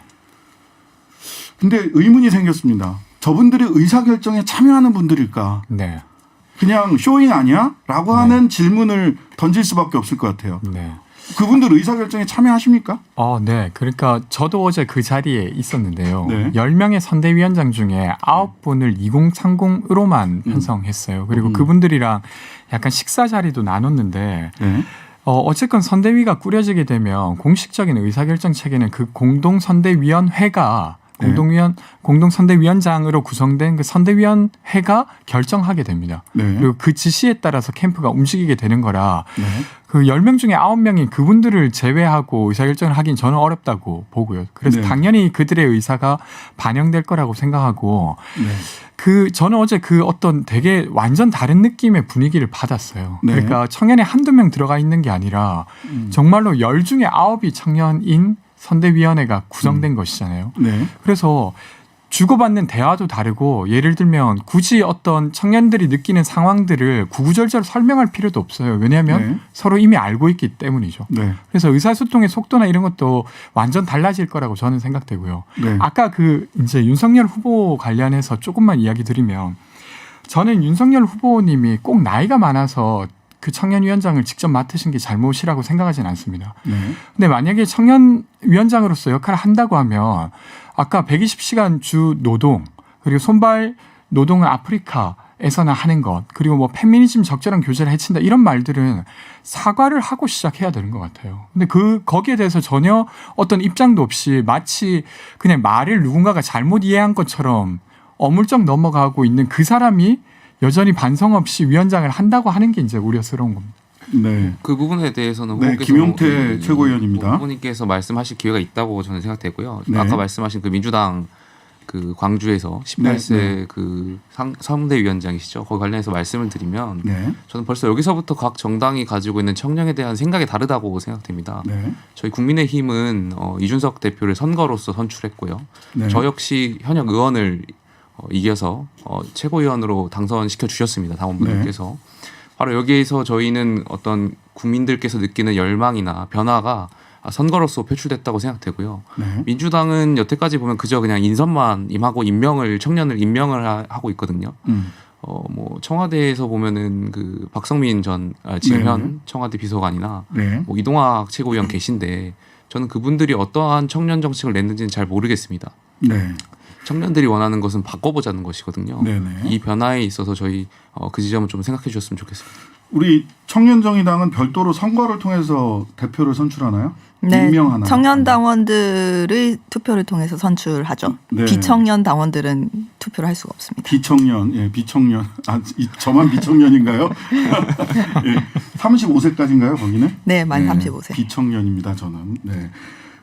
이런 겁니다. 이제 청년들에서 실제로 선대위에서 의사 결정과 집행에 실질적으로 참여하느냐, 아니면은 액세서리처럼 쇼인도에 청년들을 이렇게 올려놓고 판매만 하는 거 아니냐. 사실 청년들이 봤을 때 그런 부분들이 각 당에 굉장히 불만이 많았잖아요. 만약에 한두 분만 예, 그렇게 권지웅 했다고 하면 예, 예. 저는 그럴 우려가 충분히 있는 것 같아요. 현실 정치 내에서. 근데 네. 그게 아니라 압도적 다수를 청년에게 부여했기 때문에 저는 좀 다른 신이 만들어질 거라고 생각합니다. 네. 자, 청년 문제를 저는 뭉뚱그려서 이야기할 수 없고 이 부분이 굉장히 핫하지만 하지 않을 수 없는 얘기가 하나가 있죠. 하나는 공정, 도대체 청년들이 얘기하는 공정이라는 게 뭐냐. 그다음에 하나는 젠더. 이대남과 이대녀 중에 어디를 택할 것이냐 내지는 이 심기를 거스르지 않게 해서 우리는 뭐를 해야 될 거냐. 거의 이 수준에서 지금 논의가 되고 있는 거 아닌가라는 생각이 들거든요. 자, 우선 그 공정, 청년들이 얘기하는 공정이 뭐냐. 이준석 대표가 공정을 굉장히 강조했는데 지금 국민의힘 이 청년 최고위원이 정의하는 공정 뭡니까? 청년들의 공정은 뭡니까? 당연히 기회에 있어서 평등해야 된다고 생각되고요. 기회의 평등. 예. 자, 한마디씩 정리하고 갑시다. 우리 권지웅 상임위원장님, 청년들이 바라는 민주당을 지지하는 청년들 또는 권지웅 위원장님이 생각하는 청년이 생각하는 네, 공정은 뭐냐? 규정하긴 좀 어려운데 네. 저는 기회에 있어서 예를 들면 선천적으로 제약되지 않는 상태 뭐 이런 것들이 공정한 게 아닌가 싶습니다. 예를 들면 누구의 부모의 자녀로 태어나는가가 인생을 결정짓거나 이런 게 아닌 상태가 공정한 상태라고 생각합니다. 예. 네. 강민진 대표님. 네, 저는 청년들이 바라는 것은 내가 흘린 땀의 가치가 헛되이 되지 않고 존중받는 것, 그게 이제 공정을 이야기할 때 청년들이 이야기하는 것 같아요. 예. 기회평등 아까 우리 김용태 최고위원 말씀을 하셨는데 그 경쟁할 기회를 이렇게 주면 경쟁에서 그 결과는 받아들여야 된다. 이렇게 보통 그 이준석 대표 이야기를 들어보면 그래요. 그것이 공정한 거다. 예. 결과에 대해서 받아들여야 되지만 물론 그 결과에 있어서 차이가 있을 수 있습니다. 어떤 출발선상이 다를 수 있거든요. 그렇죠. 뭐 말씀하신 대로 젠더라든지 계층이라든지 뭐 여러 가지 환경적인 측면에서 어떤 결과가 달라질 수 있는데 네. 그러한 지점에 있어서 정치가 좀 좁혀나가야 될 필요성이 있고요. 어쨌든 네. 기회의 평등에서는 그동안 저희 정치권이 보여줬을 때 기회의 평등조차 불평등한 것들이 많았거든요. 예를 들면 네. 지금 계속 지난 4년간 저희 청년들이 불공정이라고 외쳤던 것이 뭐 인국공무 사태라든지 네. 아니면 조국 사태라든지 네. 뭐 이러한 것들이거든요. 근데 뭐 조국 사태만 보더라도 기회의 평등에 있어서 뭐 기득권의 어떤 부모 찬스로 어떤 청년들이 기회에 있어서 좀 불평등을 느꼈다고 하는 지점이니까요. 네. 이런 부분에 있어서 많은 청년들이 불공정하다고 느꼈던 것이고 해결해야 된다고 생각하고 있습니다. 근데 이제 요 부분을 한 발짝 더 들어가서 여쭤볼게요. 기회 평등을 얘기하면서 이제 어포머티브 액션 즉 여성 할당이라든지 또는 뭐 각종 할당제 있지 않습니까? 근데 할당제는 폐지하자라고 얘기를 하는 게 기회 평등과 이게 딱 맞아 떨어지는 건가? 이런 의문이 들 수밖에 없거든요. 이 부분은 뭐 강민진 대표 먼저 말씀을 좀 해주시겠어요? 네, 일단 아마 국민의힘도 청년 최고위원 제도가 있잖아요, 지금. 네, 그런 측면에서 이제 청년 할당 제도가 있는 겁니다. 이런 네. 것처럼 기울어진 운동장이 심각한 어떤 공간들이 좀 있어요. 예를 들면 정치가 그렇죠. 정치에서 청년들이 진입하기 굉장히 어렵지 않습니까? 또 남녀 비율 차이가 굉장히 크죠. 그렇기 때문에 이제 정치권에서는 비례대표 같은 경우 홀수를 여성에게 할당을 하고 또 이제 각 당에서 당의 정책으로 청년 할당제도, 청년 최고위원제도 이런 것을 두는 겁니다. 이런 측면에서 너무 운동장이 기울어져 있어서 이것은 이제 한시적으로라도 할당제를 통해서 기회의 문을 소수자나 이제 권력적으로 소수자인 사람들한테 열어야 된다라고 판단되는 어떤 공간들이 있을 수 있고 그런 곳에서의 할당제는 필요하다라고 생각합니다. 예, 권지웅 위원장님. 저는 강민진 대표님이 방금 이야기하신 거에 동의하는데요. 아까 사실 김용태 최고께서도 이야기하시는 과정에 그러니까 발달 과정에서의 어떤 불평등 이런 게 있을 수 있고 그것은 네네. 보완할 필요가 있다 이렇게 말씀하셨잖아요. 저는 네. 딱 그 지점인 것 같습니다. 네. 그래서 할당제 자체를 공격하는 것은 저는 너무 정치적 수사로 빠지는 것 같아요. 네. 그래서 근데 이제 할당제가 갖는 폐해가 있을 수도 있다고 저는 생각해요. 어떤 네. 상황에서는. 그러면 그때 그 할당제를 어떻게 조정할 것인가 아니면 또 없애는 것도 선택할 수 있죠. 네. 근데 모든 할당제가 마치 정의롭지 못한 것처럼 이야기를 해버리며 네. 국가가 무언가를 할 수 있는 공간이 너무 좁아져 버려요. 네. 근데 국가가 아무것도 안 했을 때 세상이 아주 좋았으면 우리가 여기 모여서 이렇게 하고 있지 않겠죠. 정치의 역할이 없습니다. 네. 예. 그래서 그런 부분은 자, 좀 네. 이제 젠더 얘기를 뜨겁지만 한번 해보겠습니다. 예. 그 최근에 그 시사인에서 이렇게 쭉 평가를 한 걸 보니까 대한민국 여성들, 특히 20대 여성들은 나는 사회적 약자는 아니지만 구조적으로 차별받고 있다. 이렇게 세상을 인식한다는 거예요. 근데 20대 남자들은 나는 그 차별받고 있다. 사회적 약자다 심지어. 이렇게 또 본인을 인식한다라는 조사가 같은 언론에서 2019년에 있었습니다. 20대 여성들은 사회적 약자 맞습니까? 제가 생각할 때는 또는 20대 남자는 사회적 약자입니까? 제가 생각할 때는 지금 2030 남자들이 느끼고 있는 역차별도 어느 정도 저는 인정이 되고요. 네, 한번 어떤 부분이 역차별인지 그리고 좀 말씀 좀 또 해주시죠. 제가 말씀 계속 드리겠습니다. 그다음에 예. 지금 뭐 변호사님께서 말씀하신 대로 여성이 느끼고 있는 어떤 차별이나 이런 것도 저는 이해가 조금 일정 부분 되고 있습니다. 네. 지금 저희 정치권이나 언론에서 너무 이대남 이대녀로 편을 네. 가르는 게 아닌가, 조장하고 있는 게 아닌가 싶습니다. 네. 저는 젠더를 이해하기 위해서 어떤 도구로서 이대남이나 이대녀로 표현을 지칭하면서 분석을 위한 도구로서는 전 적절하다고 생각하지만 네. 이것을 표로서 정치권이 계산해가면서 갈라치기 하는 것은 좀 지양해야 된다고 생각되고요. 네. 저희가 젠더를 좀 부추기고 이런 것을 할 것이 아니라 청년 세대로서 기성세대의 차별받는 지점이라든지 네. 소외되는 문제를 해결하기 위해서 정치권이 저희 세 분이 다 노력을 해야지 여기서 뭐 이대남 이대녀를 편을 가르는 것은 좀 적절하지 않다고 생각합니다. 네. 네. 네. 강민진 대표 말씀 주시죠.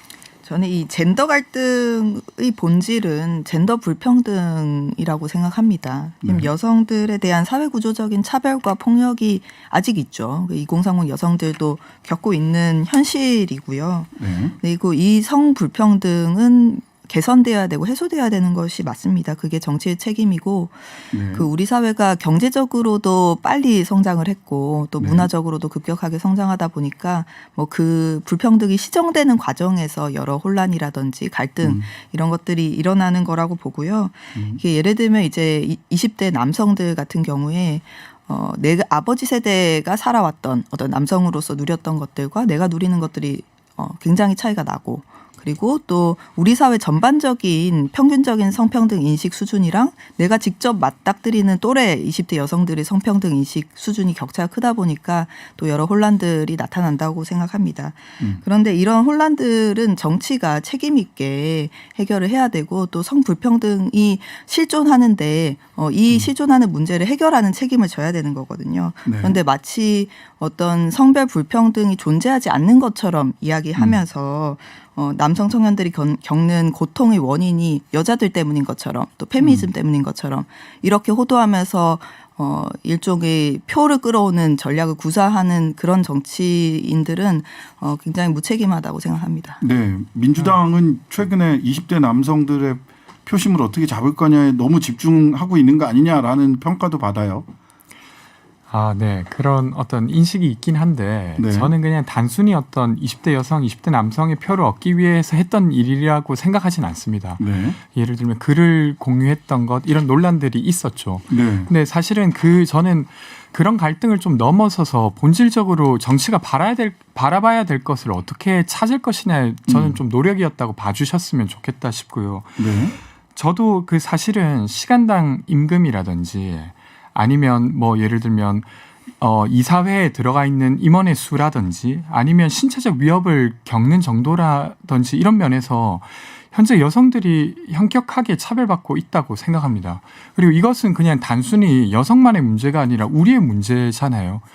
우리는 막 이렇게 완전히 분리돼서 사는 게 남성은 따로 살고 여성은 따로 사는 사회가 아니라 언제나 어울려서 지내고 있기 때문에 그 구성원 중에 누구라도 불안하게 되면 우리 전체가 그 불안을 공유하게 되는 것이죠. 그래서 네. 이 문제는 풀어야 되는 것이고 근데 이제 이 과정에서 예를 들면 어떤 사람이 남성이라는 이유로 공격받는 경험도 한 것 같아요. 네. 그래서 그 경험 자체를 부정하자라고 하는 건 저는 좀 넘어섰으면 좋겠다 싶습니다. 그래서 근데 저는 이런 이야기를 드렸는데 그 20대, 30대 그리고 남성 여성이라고 하는 4개의 칸에서 네. 우리가 이 대선을 치르려고 하면 결코 구체적으로 겪고 있는 어려움을 드러낼 수 없다라고 이야기 드리고 있어요. 네. 그래서 훨씬 더 구체적 이야기를 더 해갔으면 좋겠습니다. 그건 좀 이따 이야기 드릴 수 있으면 네, 하도록 네. 하겠습니다.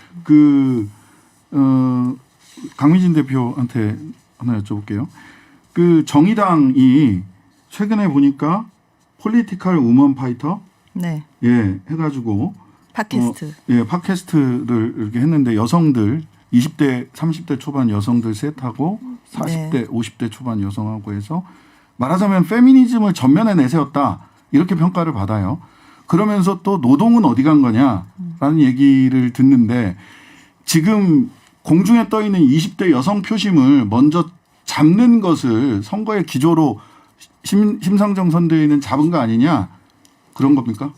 아니 뭐 20대 여성을 딱 떼어놓고 뭐 거기 표를 먼저 잡겠다 이런 건 아니고요. 네. 이제 청년들이 이 좀 제3지대를 선택해 주실 수 있는 그런 가능성이 높은 집단이라고 보고 있습니다. 왜냐하면은 일단 진영 논리로부터 좀 상대적으로 자유롭고 또 청년들은 변화를 두려워하지 않는 그런 사람들이거든요. 소신 투표를 많이 하시고 그렇기 때문에 이제 청년 시민들한테 우리 정의당이 좀 많이 다가가야겠다 이런 판단은 하고 있는 거고요. 네. 근데 페미니즘이라는 것은 뭐 단지 누구의 표를 가져오기 위해서 정의당이 하는 게 아니라 정의당의 당 자체가 페미니즘 정당입니다. 성평등을 지향하는 정당이고요.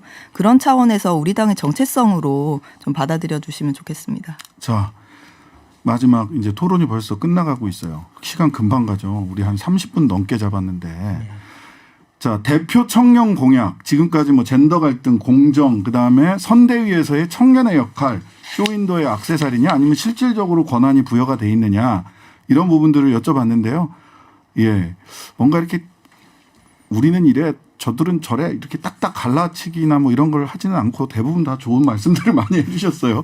자, 대표 청년 공약들 소개 좀 해주시죠.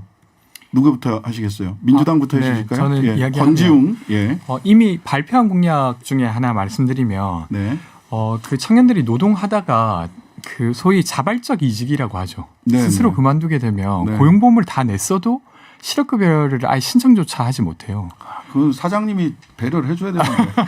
그러니까 늘 사장님 눈치 보거나 사장님이 약간 사장님한테 밑보이면 큰일 난다 이렇게 이제 벌벌 떨어야 그렇네. 되는 거죠. 그렇네. 사실은 이상한 일이지 않습니까? 맞습니다. 그래서 네. 자발적 이직이라고 하는 것도 좀 이상하긴 하지만 여튼 현재 기준으로 자발적 이직을 하더라도 실업급여를 신청할 수 있게 바꾸겠다라고 공약한 바 있습니다. 그래서 네. 이런 게 대표 공약이라고 이야기 드리고 싶습니다. 네, 자발적 이직에도 실업급여를 줄 수 있다. 네. 그러니까 권지웅 우리 위원장님은 이렇게 구체적이고 이렇게 실행 가능한 효능감을 정치적 효능감을 느낄 수 있는 이런 걸 중심으로 해서 계속 말씀을 해주시고 대표 공약도 그걸 말씀 주셨어요.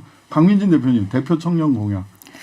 일단 청년에게만 국한되는 것은 아니지만 주 4일제 공약에 대한 청년들의 열광이 지금 뜨겁고요. 네. 네, 아마 좀 새로운 사회 비전, 휴식 있는 삶 이런 부분에 대해서 많이 열망을 모이는 것 같습니다. 저희는 두 청년들에게 집중을 하고 있습니다. 첫 번째 네. 청년은 일자리 얻기가 너무 어려운 청년들. 네. 그리고 두 번째 청년은 금수저 물고 태어나지를 못해서 4평짜리 자취방에 사시는 청년들. 네, 네, 네. 그래서 두 개 다 갖춘 두 개 다에 해당되는 분들이 많을 것 같은데. 예. 맞습니다. 그래서 이 청년 일자리 문제가 지금 코로나 상황 때문에 굉장히 악화가 됐는데 예. 이 기업들한테만 맡겨두고 국가가 책임을 회피해서는 안 된다고 생각하고요. 네. 이 청년 실업률만큼은 국가가 책임지고 질 좋은 공공 일자리를 창출하는 청년 일자리 보장제 공약을 말씀드릴 예정입니다. 그리고 네네. 두 번째로는 이 청년 주거 문제에 대해서 네. 지금은 연끌 해가지고 대출 많이 해줄 테니까 연끌해서 집 사라 이것밖에 대책이 없어 보이는 상황인데 네. 그것만으로 청년 주거 해결이 될 수가 없습니다. 연끌도 못하는 청년들 네. 4평짜리 방이 아니고 집다운 집에서 살 수 있도록 주거급여 월세 지원 대폭 확대하겠다는 말씀드립니다. 네. 우리 김용태 네, 제가 최고위원님. 말씀드리겠습니다. 네. 저희는 뭐 세부적인 공약을 계속해서 토론 중이고 하나하나 말씀드릴 것입니다. 근데 네. 더 중요한 것은 그 네. 공약이 가지고 있는 철학이라고 생각합니다. 네네. 지금 청년 세대가 느끼고 있는 어떤 불공정에 대한 것이거든요. 네. 그래서 지금 시대 정신은 공정과 정의이지 않습니까? 네. 지난 4년간 정말 많은 청년들이 불공정에 대해서 분노를 느꼈습니다. 네. 저희 국민의힘은 개인의 노력으로 누구든지 노력한 만큼 인센티브를 받고 그러한 믿음이 자리 잡을 수 있는데 최선을 다하겠습니다. 그래서 저희는 어떤 표심을 얻기 위한 공약을 발표하기보다는 그 시대 정신을 찾는 데 좀 더 주력할 것이고 그것이 청년들의 더 지지를 받는 데 도움이 될 것이라고 생각하고 있습니다. 예. 시간은 다 됐지만 하나 궁금한 건 저희 뭐 비단 주머니인데 곧 저희가 취합해서 공개할 예정이라서 곧 공개합니까? 거기 비단 주머니가 몇 개예요? 뭐한 20개 30개 준비되어 있습니다. 아니 그 윤 후보님이 사과하는 게 제일 비단 주머니일 것 같은데. 아니 제가 궁금한 건 그 마지막으로 한 말씀씩만 해주세요. 왜 이렇게 홍준표 의원이 하는 청년의 꿈은 왜 이렇게 잘 되고 있는 겁니까? 수백만 클릭인데 왜 이렇게 잘 되는 겁니까? 저는 반응성이 커서 그렇다고 생각합니다. 좀 빨리 반응들 하세요 그러면.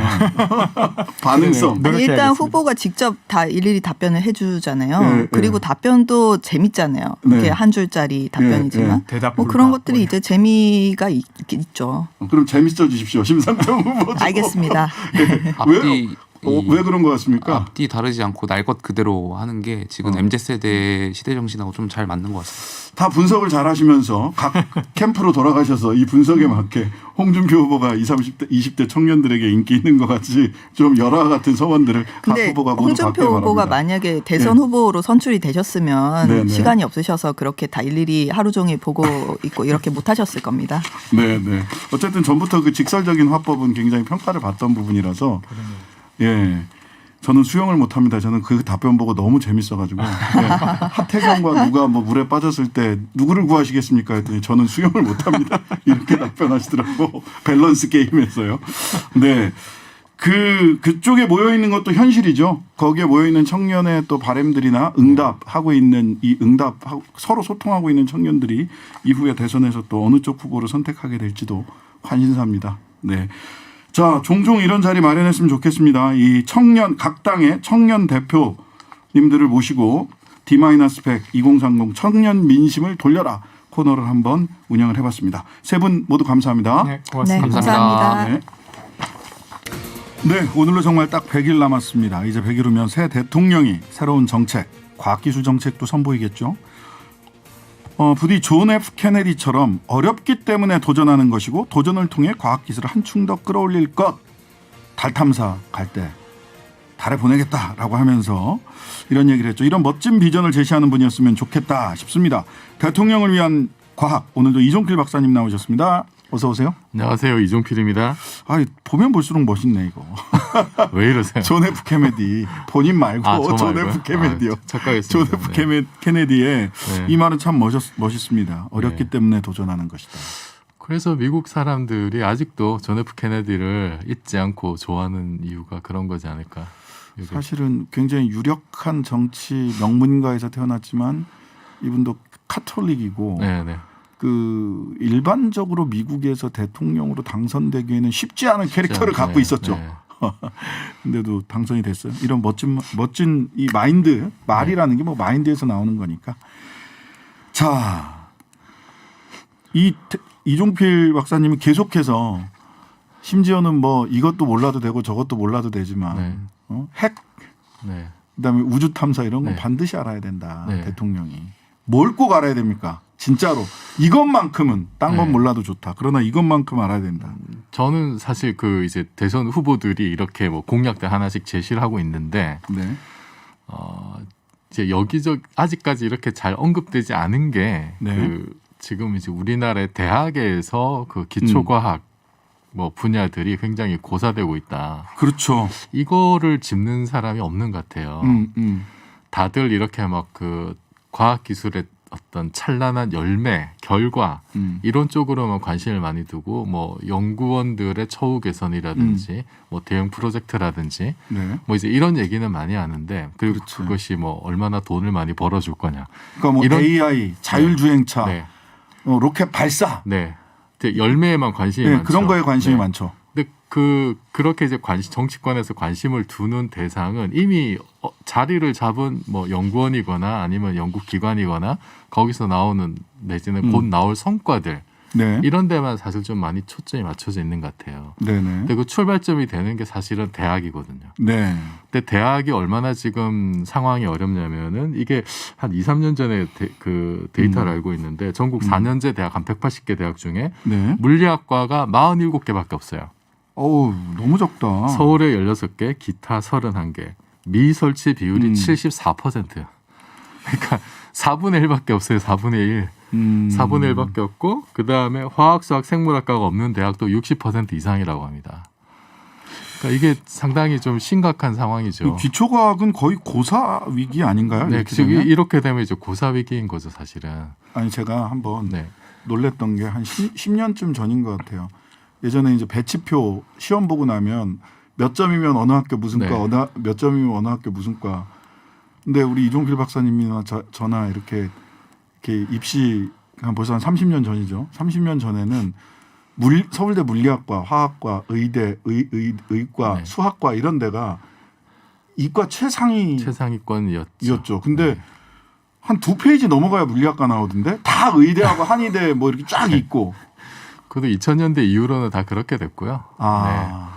그 사실은 예를 들어서 이제 미국 같은 경우에 스푸트닉 충격을 받고 57년에 네네. 그때 이제 나사를 처음 만들었는데 그때 이제 나사만 만든 게 아니라 미국의 그 과학 교육 과정도 다 바꿉니다. 네. 그래서 이러다 우리 정말 큰일 나겠다 싶어가지고. 근데 우리에게는 과연 그런 위기감이 있는지. 네. 특히 이제 저는 그러니까 교육부에서 이렇게 현장에 필요한 산업계가 필요로 하는 인력 양성을 하도록 대학을 구조조정하는데 굉장히 푸시를 많이 하고 있거든요. 지금 이게 과연 교육부가 할 일인지. 그렇지. 그건 산자부에서 할 일이지. 아니 저는 오히려 기업에서 만약에 대학이 산업계에서 필요한 인력 못 만든다 그러면은 네. 기업이 대학에 투자를 하도록 이렇게 그럼 좀, 돼요. 네. 네. 사실 투자도 꽤 하는데. 그 이제 교육부에서 이제 네. 그것과 관련된 어떤 제도나 뭐 네. 규제나 이런 거를 좀 이렇게 좀 합리적으로 완화를 해주고 네. 너무 교육부가 이렇게 통제를 많이 하고 있잖아요. 사실. 네. 좀 그래서 오히려 기초과학 분야를 좀 보호하는 쪽으로 교육부가 좀 방향을 틀었으면 어떨까 싶어요. 예전에 공대 쪽은 건물이 누구누구 어느 기업 네. 대기업 회장이나 그 기업을 이름을 따가지고 네. 금방 올라갑니다. 네. 건물이. 그런데 여전히 그 다른 나라에 비해서 아직은 네. 그러니까 대기업의 기초과학에 대한 어떤 투자나 어떤 뭐 기여나 이런 것이 좀 낮은 수준이라고 해요. 근데 그러니까 공대 쪽 건물은 그렇게 금방 올라가는데 네. 자연과학 계열, 사회과학 계열은 네. 이 건물이 올라가는데 5년, 없죠. 10년이 걸리죠. 그래서 비놀리아 공법으로 짓는다 이런 얘기를 했었어요 예전에.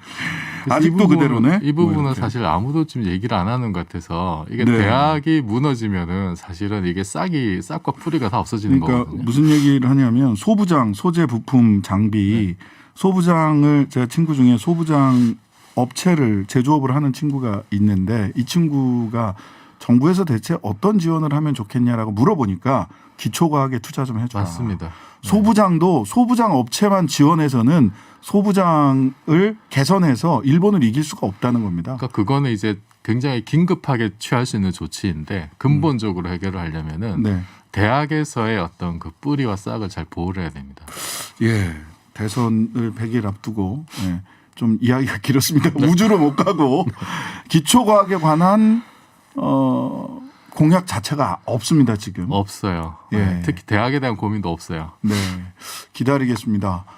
원자력 발전을 하면 좋으냐 마냐 이게 정치적 논리로 원전이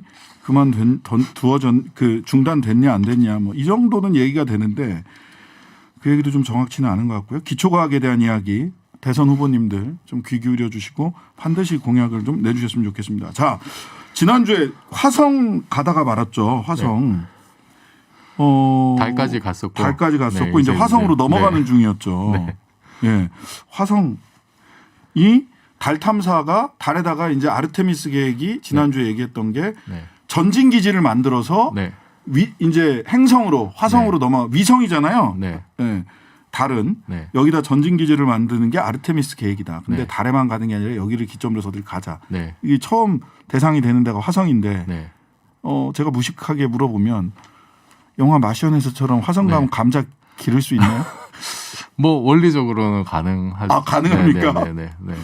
그 네. 이제 영화에서 구현된 뭐 거의 대부분의 것들이 네. 이제 가능한 일이고 그 리들 스콧 감독이 이제 영화를 찍을 때 이제 나사에서 이렇게 자문단이 있어가지고 이렇게 다 소통을 하면서 그렇게 이제 영화를 만들어서 굉장히 그 사실성이 높은 걸로 그렇게 평가받고 있습니다. 그러면은 거기다가 감자 그 비닐하우스 같은 것이긴 네, 하지만 네. 감자를 키울 수 있으면 사람이 정착해서 살 수 있다는 얘기 아니에요? 그러니까 뭐 실제 이제 어떻게 될지는 모르겠으나 원리적으로는 이제 그게 가능한데 이제 원리적으로 가능한 것과 실제 가서 네. 정말로 이제 그 사람이 사는 거는 뭐 이야. 그건 또 다른 문제시죠. 가봐야 아는 거죠, 그거는. 네. 일단 그 마션 봐도 대기가 네. 굉장히 희박하다. 지구의 100분의 1. 아, 그럼 네. 숨쉬고 살 수가 없네. 공기가 있어야 되겠어요. 예, 네네. 공기를 만들어내야 되고 뭐 그래서 이제 화성 전체를 아예 테라포밍을 하자 뭐 이런 얘기도. 테라포밍? 화성 전체를 이렇게 둘러싼다 이런 얘기입니까? 이제 그 행성 개조라는 거죠. 네. 인간의 상상력이란. 네. 행성 개조를 위해서 핵무기 터뜨리자 이런 계획도 있어요. 아, 진짜? 와, 심한데. 근데 그 희박한 대기의 또 대부분 97% 정도는 또 이산화탄소예요. 그러면은 뭐 굉장한 과학기술 역량이 투여돼야 거기서. 네. 그러니까 뭐 그래도 어쨌든 화성은 암석형 행성인데다가 암석형 행성이 네. 있고 네. 기체형 행성. 네, 기체형 목성 같은 행성은 경우. 뭐 네. 발을 디딜 수가 없는 거죠. 네. 그리고 그 금성 같은 경우에 암석형 행성이지만 뭐 지옥불 같은 뜨거운 온도여서 그렇구나. 그나마 화성은 이제 평균 기온이 영하 60도 그 영하 정도면 60도, 뭐 그 정도면 다른 얼마나... 어떤 천체에 비해서는 굉장히 좀 친화적인 생명 친화적인. 그러면은 인류가 화성 탐험을 하기 위해서 많은 네. 그러니까 영화도 SF 영화도 화성 소재로 한 영화가 많아. 화성 그쵸. 침공 뭐 이런 네, 영화부터 네. 시작을 해가지고 그 화성이 그렇고요. 역사적으로도 아주 오래 전부터 이렇게 인간에게 좀 이렇게 영감을 많이 줬어요. 이게 마르스가 전쟁의 신이잖아요. 그렇죠. 붉은 행성이라서 이게 예. 토양에 이제 산화철이 많아서 그런 건데 네. 그래서 이제 그것 때문에 좀 피를 연상시킨다고 해서 이제 전쟁의 신으로 이렇게 됐었고 과학의 역사에서도 케플러가 행성 법칙을 발견할 때 화성 궤도가 굉장히 중요한 역할을 했었고. 그래서 어떻게 미국이 굉장히 주도적으로 화성에 네. 탐사를 하려고 했었네요. 어떤 역사들이 있나요? 그 화성 이제 탐험. 메리너 시리즈가 있는데 메리너 탐사선이 사실 그 최초로 이제 행성 탐사에 나섰던 우주선인데 이게 64년에 화성을 근접 통과합니다. 네. 근접 통과하면서 이제 영상을 전송했고 이게 타 행성에 대한 최초의 근접 표면 영상이었고요. 그리고 소련에서 이제 마스 2호, 마스 3호를 71년에 이제 잇따라 발사를 하는데, 근데 이게 그 착륙은 이제 하다가 이렇게 2호는 이제 표면과 충돌해 버렸고, 3호는 연착륙을 했는데 이제 그다음 교신이 끊겨가지고 뭔가 이제 의미 있는 영상이 오진 않았어요.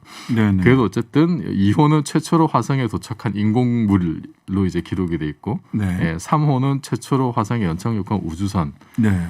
그 이후로 이제 그 미국의 바이킹 1호가 75년에 이제 제대로 착륙을 해서 사진도 보내고 이제 그렇게 했었죠. 네. 그 최근에 보니까 작년인가요? 재작년인가 그 이 화성에 이 돌돌돌돌 움직이는 네. 탐사차 로버가 로버가 화성을 지금도 다니고 있는 네, 건가요? 지금도 다니고 있죠. 그리고 헬리콥터도 떴다. 네. 드론이라고 해야 되나요? 그 이제 작년에 사실 이제 화성 탐사선이 이제 몇 개 갔는데 미국이 보낸 게 이제 퍼스비어런스호, 그다음에 중국이 이제 텐원이라는 그 화성 탐사선을 보냈었고, 그다음에 그 아랍에미리트 UAE가 아말이라고 하는 갑자기 등장하네. 위성 그 화성 궤도선을 보냅니다. 착륙하는 건 아니고. 그럼 궤도 안에서 계속해서 이렇게 사진 찍고 이렇게 할 수가 있겠네요. 그러니까 이제 타 행성을 탐사할 때 그 궤도선을 보내는 경우가 있고 이제 위성이 되는 거죠. 네네. 그 다음에 실제 표면에 착륙해서 네네. 뭔가를 줘서 착륙선을 보내는 경우가 있는데 네. 그들의 콤비네이션이 되게 중요하거든요. 그 UAE가 이거를 보낸 게 굉장히 참 이렇게 참신하죠. 참 그러니까. 달을 찍지 않고 처음 화성 간 최초의 케이스고요. 그러니까 UAE가 사실 이 위성 기술을 우리한테 전수받았거든요, 옛날에. 네. 그래서 좀 우리한테도 신선한 충격이 있고 어쨌든 그래서 올해는 그 미국의 이제 퍼서비어런스호가 지금 그 탐사 차를 내려보내 가지고 거기서 지금 뭐 여러 가지 뭐 채취도 하고 그다음에 뭐 산소 발생 이런 것도 지금 뭐 성공을 했다 그러고요. 네. 그래서 샘플을 채취하고 있고 그다음에 또 이제 화제가 됐던 게 방금 말씀하셨듯이 이제 헬리콥터. 그러니까. 조그만 헬리콥터를 이제 띄우는데 성공을 했는데 기대보다 성능이 더 잘 발휘를 해가지고 그러니까 탐사차는 돌아다니는데 좀 활동 반경 한계가 있잖아요. 날아다니는 네네네. 것보다. 그래서 굉장히 탐사 활동에 도움을 주고 있다는데 이게 지금 앞서 말씀드렸듯이 화성 대기가 지구의 100분의 1이기 때문에 그러니까 이거 뜨기 되게 어려울 네, 텐데. 굉장히 기술적으로 이게 참 고난도 과제였는데 이제 성공을 해서 굉장히 타행성 탐사에 상당히 좀 어떻게 보면 좀 신기원을 이뤘다고도 할 수가 있죠. 그래서 이때 지금 퍼서비어런스가 지금 채취한 샘플을 나중에 한 2030년경에 다른 우주선에 가서 가져올 계획이에요. 아니 뭔가 느낌이 이 차는 돌돌돌돌 다니고 네. 퍼서비어런스 탐사차 그다음에 헬리콥터 드론이 떠서 이렇게 돌아다니고 또 이렇게 누군가 다시 다른 비행체가 가서 채취한 샘플을 갖고 온다. 네. 무슨 고생명체의 흔적도 있다 이런 얘기도 있던데. 그리고 지금 이제 퍼서비어런스 미국에서 그 보낸 주로 탐사선이 하는 게 네. 계속 이제 생명의 기원이 있느냐 그 흔적들이 있느냐 그렇죠. 찾아보는 화성에 네. 외계 생명체가 있느냐 네, 말하자면 네. 그런 거를 이제 보고 싶은 건데 사진에 보면 이렇게 머리 큰 화성인 그런 애들은 없는 것 같고요. 뭔가 좀 뭐 미생물이나 이런 흔적이라도 좀 보려고 하는 건데 네. 퍼서비어런스가 본 게 뭐 예를 들어서 삼각주 옛날에 뭐 있었던 것 같은 삼각주 그런 그럼 물이 흔적 같은 거. 흘렀었다는 거잖아. 그러니까요. 그러면은 그 동네의 암석을 잘 보면 암석이나 지층이나 이런 거를 잘 보면 뭔가 생명의 직간접적인 흔적을 찾을 수 있지 않을까. 네. 이제 그런 걸 하는 거죠. 바람 소리도 한번 네, 그런 방송이 것도 됐었어요. 이렇게 채취해 가지고 뭐 이렇게 보내게 됐었죠. 그 희박하지만 어쨌든 기압차가 있어서 네. 고기압에서 저기압으로 이렇게 바람이 대기가 흘러가고 그게 소리가 날 정도로 뭐 이렇게 뭐 모래 폭풍 뭐 이제 이런 것도 이제 네. 불기도 하고 뭔가 이 뭐 돌돌돌돌 돌아다니고 뭐 날아다니고 채취하러 가고 이러니까 약간 월이라고 하는 애니메이션 네, 있잖아요. 네, 네. 그래 돌돌돌돌 돌아다니는 네. 로봇 뭐 그런 그림이 떠오르기도 어쨌든 하고. 뭐 대단한 이게 사실 미국은 75년에 지금 탐사선 내려갔는데 예. 예를 들면 유럽에서도 이렇게 탐사선 시도를 했었거든요. 궤도선 네네. 탐사선. 네. 뭐 2003년에도 보내고 2016년인가 그때도 보내고 뭐 마스 익스프레스, 엑소마스 이런 계획으로 보냈는데 네네. 착륙선 둘 다 실패했어요. 특히 2016년 같은 경우 제가 이제 인터넷에서 생중계를 보고 있었거든요. 네. 근데 빵 터졌어. 그래서 이게 지금 착륙선에 내려가고 있다고 다들 좋아하고 막 박수치고 난리였는데 네. 좀 지나니까 통신 두절됐습니다. 네네. 실종됐어요, 그러고는. 그러니까 지금- 이게 굉장히 어려운 겁니다. 이게. 그러네요. 지금 유튜브 보시는 분들은요, 퍼서비어런스 탐사차가 보내온 사진, 그 다음에 퍼서비어런스 탐사차도 지금 떠 있습니다. 이런 게 지금 화성 표면을 돌아다니고 있다. 네. 너무 재밌습니다. 지금 현재 이제 그 전에 갔던 큐리어시티호도 돌아다니고 있고요. 예. 이제 중국에서 보낸 그 화성 그 탐사차 이름이 주룽이에요. 차가 또 있어요. 네. 그러니까 나머지 퍼서비어런스 말고도 네. 큐리오시티, 그 전에 주룽이. 갔던, 네네네. 얘네들 그래서 돌아다니고 있습니다. 여기 만나서 인사도 좀 하고 그럴 것 같아요. 착륙 동네가 좀 달라가지고. 착륙 동네는 다르다. 너무 재밌습니다. 네. 그럼 벌써 거기 가서 탐사차가 3개가 돌아다니고 있다는 지금 거네요. 네네네. 야, 근데 이렇게 화성이 가장 가까운 행성이라서 그럴 수도 있는데 그 관심을 보이는 또 다른 이유가 있나요? 그러니까 그 아까 화성이 이제 그 금성 같은 경우에는 이게 그 태양까지 거리가 지구 거리의 0.7배 정도고 네네. 화성은 1.5배거든요. 네네. 네, 그러니까 금성 화성이 이제 제일 가깝고 아까 말씀드렸듯이 화성이 그나마 좀 이렇게 친생명적이고 그리고 화성 크기가 지구의 한 2분의 1 정도 되는데 네네. 여기서 어떻게 일단 뭐 생명이 있느냐 없느냐 이게 일단 사실 가장 좀 중요한 관심사이고 네. 그 다음에는 정말 우리가 여기 가서 좀 어떻게 살 수도 있지 않을까 이제 이런 기대감이 있는 거죠. 그 네. 일론 머스크의 스페이스X가 일론 머스크가 지금 그거 하려고 하는 거잖아요. 30년 초에는 유인 탐사선 보낼 수 있을 거다 이렇게 얘기를 하고. 나사는 그렇게 얘기하고 있는데 스페이스X는 2026년쯤에 100명 보내겠다 지금 이러고 있어요. 자, 다음 주에는 화성 이외의 다른 행성 탐사, 외계 지적 생명체 탐사하는 이야기 들어보도록 하겠습니다. 벌써 끝났네요. 네. 내일 뵙겠습니다.